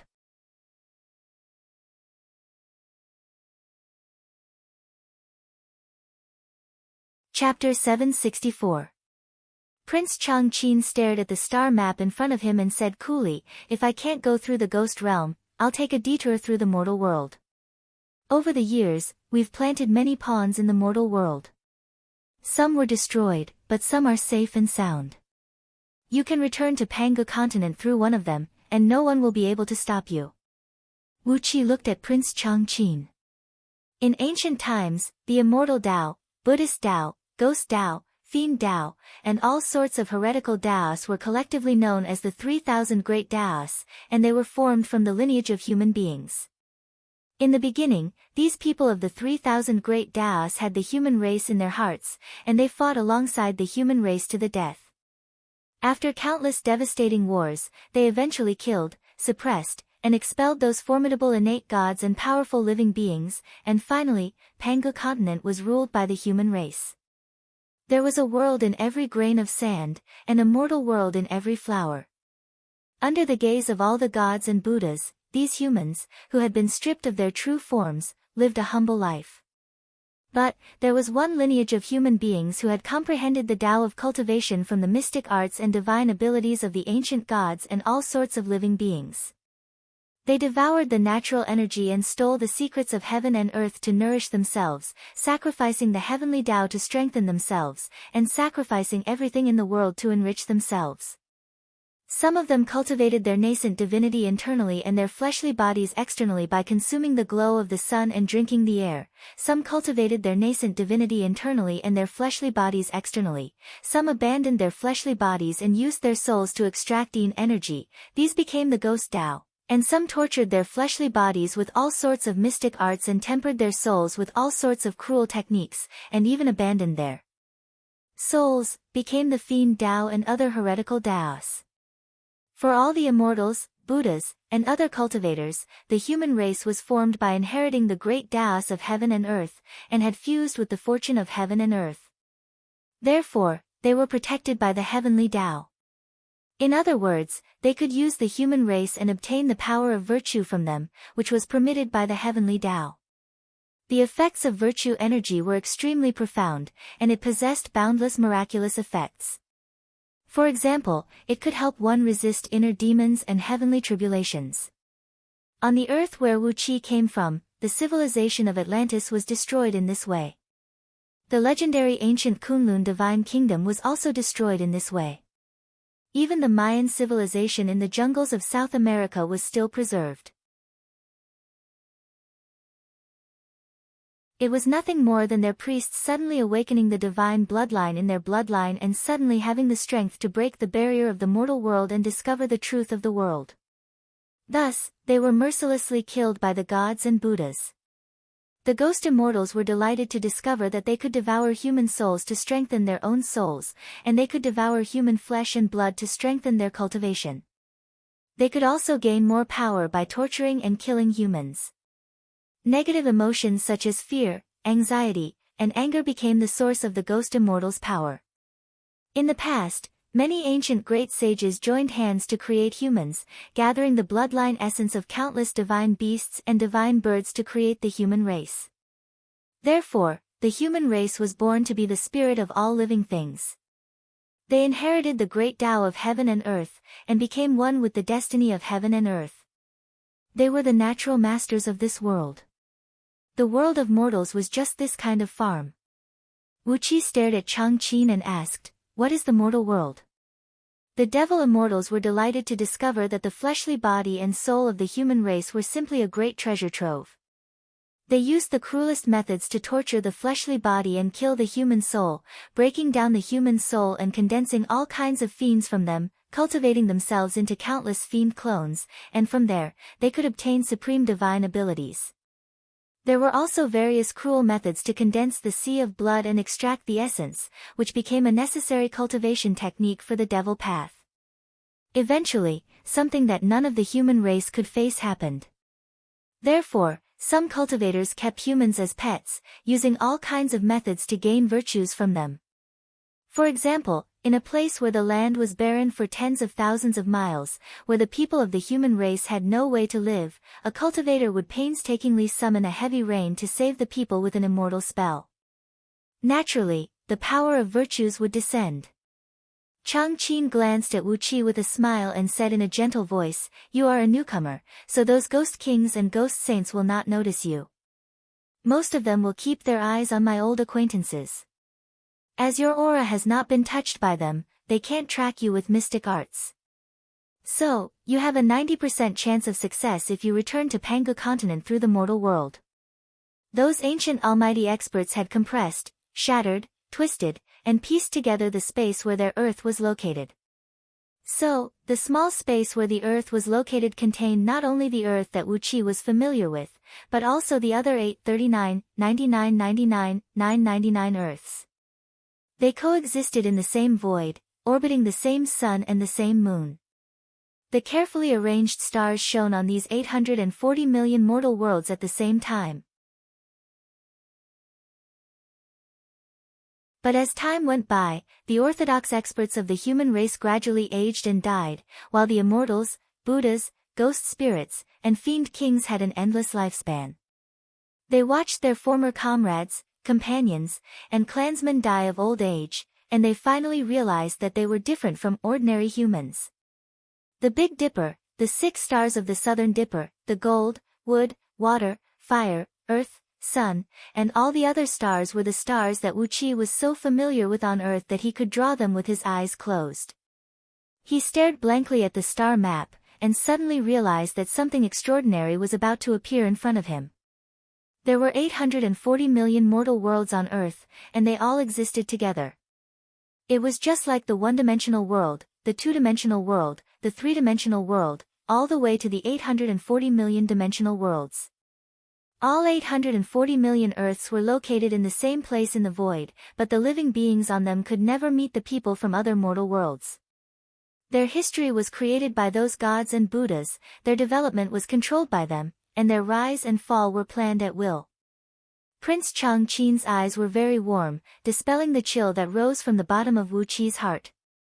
He shouted sternly, "How could they do this?" Immortals could obtain all kinds of magical cauldrons from the people of the human race, such as the body of Plain Lady and the body of Mystic Lady, which could greatly enhance one's cultivation base with a little use. There was even the body of Pure Een, which could help heaven immortals break through the realm of gold immortals, or gold immortals break through the bottleneck of the primordial realm. As for the Buddhas, they did not need to use human souls and flesh for anything. Except for a few Buddhist cultivators who had inherited the Tantric Buddhism, who needed to control a good furnace, the rest of the Buddhist cultivators only needed the enormous power of faith from their believers to condense relics and refine their golden bodies. A Buddhist cultivator with hundreds of millions of believers could become an arhat or bodhisattva in a short time, but a Buddhist cultivator without believers would have to spend countless reincarnations to achieve the same level of cultivation. At that time, not only did Pangu continent belong to the human race, but even the billions of planets formed from the countless broken fragments of Pangu continent in outer heavenly realms were ruled by the human race. Humans, immortals, and Buddhas coexisted peacefully, and together they ruled this wonderful universe. The magic of the Buddhist League and the divine abilities of the Taoist League were perfectly fused into one, and the mortal world, a pen for raising humans for personal gain, was formed. Prince Chang Qin looked gently at Wu Qi and said softly, "So, many years ago, we began to make some arrangements in the mortal world. The ancestor of King Yufeng, the master you serve now, was one of the candidates in charge of carrying out this plan. Until today's King Yangshan and King Yufeng, they are all our people. But the human race was born weak. At that time, it was the ancient gods who ruled Pangu continent, those mighty divine beasts and fowls, and those formidable creatures born in the primal chaos. Humans were the wisest of all living beings, and their blood essence was a great tonic, while their faith could help some powerful beings form their souls for their cultivation. Then came the ancient war between humans and gods, which Wu Qi had already learned about. With great perseverance, the ancestors of the human race led the weak human race to rise from the primitive Panga continent, gradually growing stronger and stronger, killing and expelling those mighty gods and living beings one by one. Among them, the humans who maintained the orthodox lineage of the human race practiced cultivation techniques such as Wu Qi's true body of heaven and earth scripture, which made them powerful but did not lose the foundation of the human race. Chang Qin frowned slightly and sighed with an unsightly expression, then shook his head and told Wu Qi a few things. Wu Qi was sweating profusely as he listened to the story. His body was shivering and his joints were producing cracking noises. But, it was impossible for the humans in the mortal world to have any contact with the people in other mortal worlds. They were no longer the ordinary, fragile, short-lived, and puny human race. They had become a brand new race. Because of their endless lifespan, they gradually gained the leadership of the human race. After all the human elders of the same generation as them died of natural causes, they became the leaders of the human race, and then they took it for granted that they should be the leaders of the human race. Whenever the humans in a mortal world developed into a highly civilized period, and when the power they possessed was about to pose a threat to the gods and Buddhas, the gods and Buddhas would not hesitate to unleash a cataclysm to completely destroy the civilization. Then, the humans, who were thrown into the primitive society, would have to rebuild on the ruins of the broken civilization. A star map that Wu Qi was very familiar with appeared in front of him. The cultivation techniques of the immortals and Buddhas who ruled the human race came from the gods and living beings who had fallen or been expelled. They gradually discovered that the human race was not only the race they were born from, but also the blood essence, souls, and power of faith of the human race. Therefore, when humans were born, they were either captured and devoured, or kept in captivity and fooled. Their fates were unspeakable. They were born, grew old, fell sick, and died. Their myths and legends contain stories about Panga continent, the ancient gods, and the origin of the human race. These were the memories left in the human bloodline, and even those almighty experts who had used supreme mystic arts could not erase them completely. With these fragmented memories about Panga continent and their ancestors, they struggled to survive in the mortal worlds, going through the cycle of reincarnation, rising and falling generation after generation. The earth where Wu Qi was born was a part of the mortal worlds. Only those ancient almighty experts who created the world knew exactly how many mortal worlds there were. But over the years, Prince Chang Qin had peeped into them with the mirror of Kunlun, and he had discovered as many as 840 million of them. The 108 most powerful ancient Buddhas and 124 ancient primordial immortals had joined hands, using the bodies of 99,999 ancient gods and mighty living beings that had been killed as the materials, and these almighty experts had spent an eons of hard work to forge the mortal world. 840 million mortal worlds were just the ones Chang Qin had discovered over the years. In fact, how many mortal worlds were there in the world, and how many humans were being played by them? How could they do this? They were born human beings, too. How could they be so cruel to those of the same origin? How could those lofty immortals, Buddhas, and other almighty experts do this?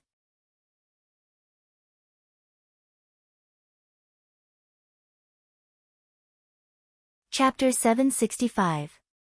Prince Chang Qin looked at Wu Qi and said something else.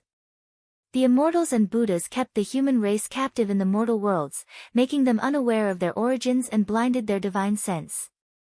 They obediently became the reserve army for the immortals and Buddhas to choose their disciples, and became the production base for them to obtain all kinds of resources. Need disciples with excellent aptitude? Go to the mortal worlds to choose. Need talented cultivation vessels to pluck and nourish? Go to the mortal worlds to search. Need the power of faith to form relics? Go to the mortal worlds to preach. Need the power of virtue to resist the heavenly tribulation? Go to the mortal worlds to travel. In a word, the mortal worlds had almost become a necessity for the immortals and Buddhas to improve their cultivation bases and develop their sections. Only those almighty experts who had truly grasped the power of the universe and the great sects they had established could have their own territories in the mortal worlds. For example, the Lord Buddha, Amitabha, the Buddhist League he founded had at least 280 million worlds in the mortal worlds, and countless followers. The power of faith of countless believers in the 280 million worlds was gathered together. 50% of the power of faith belonged to the Lord Buddha, Amitabha, and the other 50% belonged to the Buddhas, Bodhisattvas, Arhats, Vajras, heavenly kings, and other saints of Buddhism. With such a huge amount of power of faith gathered in Amitabha alone, his cultivation base had reached an unfathomable level. 90% of the living beings in the mortal worlds were created by the Buddhist League after controlling a small part of the power of the 6 paths of reincarnation, and then fusing the souls of those who had reincarnated in the 6 paths of reincarnation into the mortal worlds. According to the rules of the heavenly Tao, all the human beings in the 6 paths of reincarnation would be reborn on Panga continent. But, the Buddhist League controlled a part of the power of the 6 paths of reincarnation, and that was why the population of the mortal worlds did not decrease. On the contrary, as time went by, the population grew. The core essence of the preaching of immortals and Buddhas in the mortal worlds was that by believing in those immortals and Buddhas, one could transcend the mortal worlds and go to the Elysium or other worlds of great joy. If one believed in the way of Tao, one could ascend to the immortal realm. If one believed in Buddhism, one could go to the Elysium. The immortals and Buddhas had incredible means. If there were extremely devout believers in the mortal worlds, their souls would be branded by their faith.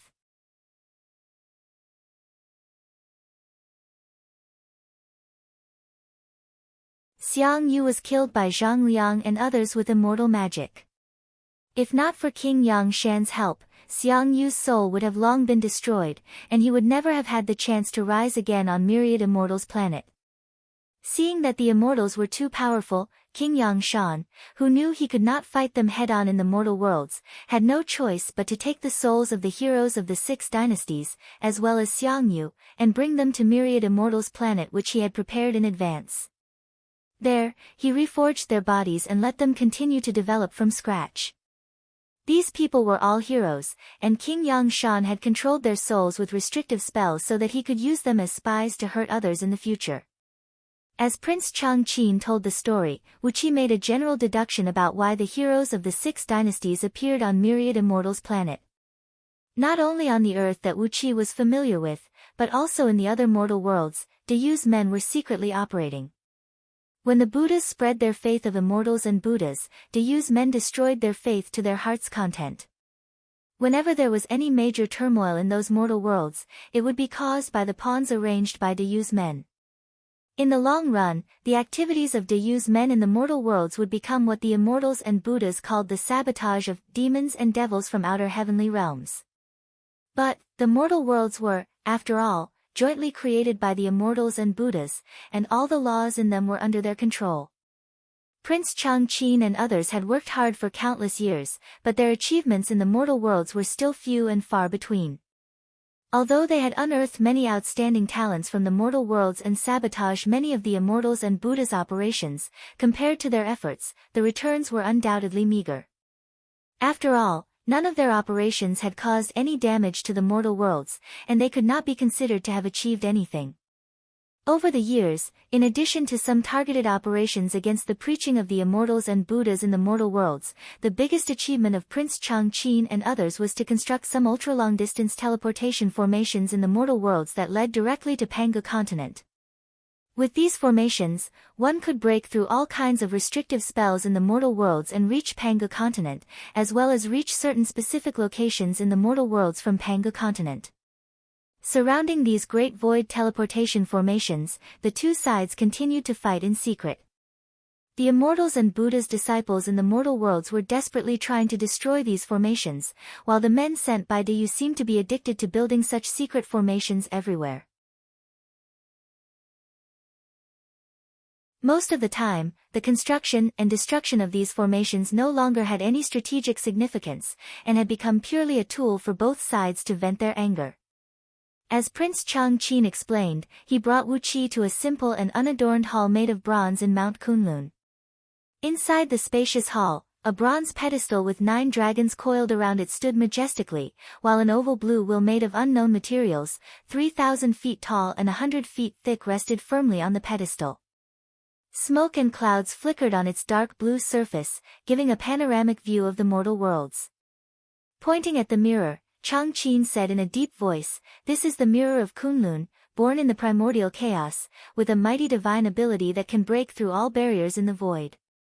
It's a pity that my cultivation base is not strong enough, so I can only borrow part of its power." Gently stroking the pedestal of the mirror of Kunlun, Wu Qi looked at the huge mirror and asked, "What if I want to completely master it?" Changqin turned to give Wu Qi a look, pondered for a moment, then shook his head and said, "I suppose I need an overall strength beyond the realm of primordial. After all, it is the most powerful supreme treasure of primordial that even a first-tier primordial immortal could not truly master." But, an overall strength beyond the realm of primordial? TSK, is there anyone like that in the universe? An overall strength beyond the first-tier primordial immortal was also beyond the realm of primordial. Heaven immortals could borrow the power of the laws of heaven and earth. Gold immortals could distort the laws of heaven and earth. Primordial immortals could destroy or create new laws of heaven and earth. So, what was the realm beyond the realm of primordial? Wu Qi could not imagine it, and judging from Changqin's expression, he seemed to doubt this statement as well. After all, it was a legendary realm. Beyond the realm of primordial? Did such a person really exist today? Take the current Lord Buddha, Amitabha, for example. As the lord of countless Buddhas and the leader of the Buddhist League, it was said that he had just stepped into the realm of first-tier primordial immortal. There were no more than 10 people in the universe who could stand shoulder to shoulder with Amitabha, and they were the top group of people in the universe. A realm beyond the realm of primordial? Did such a person really exist? Shaking his head, Wu Qi heaved a long sigh, then looked at Changqin in confusion and said, "Crown Prince, are you going to use the mirror of Kunlun when you brought Tan Lang here?" Changqin nodded and said, "Yes, I'm going to use its power to send you to the mortal worlds.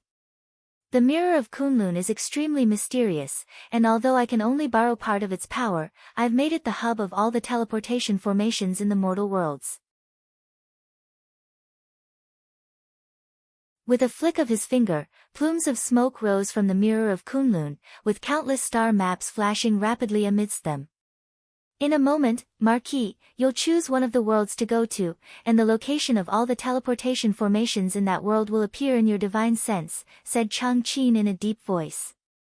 "Once you're in that world, you'll be able to use the teleportation formations there to return to Panga continent." Looking at the gleaming mirror of Kunlun, Wu Qi suddenly thought of something. Was there another teleportation formation on Earth? If there was, Wu Qi would not mind making a trip to Earth. It was time to settle some of the old scores. After pondering for a brief moment, Wu Qi nodded and said, "Please bring Tan Lang's subordinates here, Crown Prince. Tan Lang will put them in the Supreme Tower and bring them with him." Changqin nodded and smiled, then fished out 3 jade slips from under his sleeve, 1 black and 2 white, and handed them to Wu Qi. The black jade slip records the sacred emperor's residence and the way to enter and leave, while the white jade slip records the recent unusual movements I've discovered. "Please send them to the sacred emperor and the human emperor as soon as possible, Marquis." Wu Qi cupped his fist and bowed to Changqin. "You're tuning in to the Blissful Bookshelf YouTube channel. We're so grateful for your support, and don't forget to subscribe to join us on this incredible journey through captivating stories. Your generosity through donations truly makes a world of difference, as it's the primary source of revenue that allows me to expand and enhance this channel for you. Thank you from the bottom of my heart for being a part of this adventure.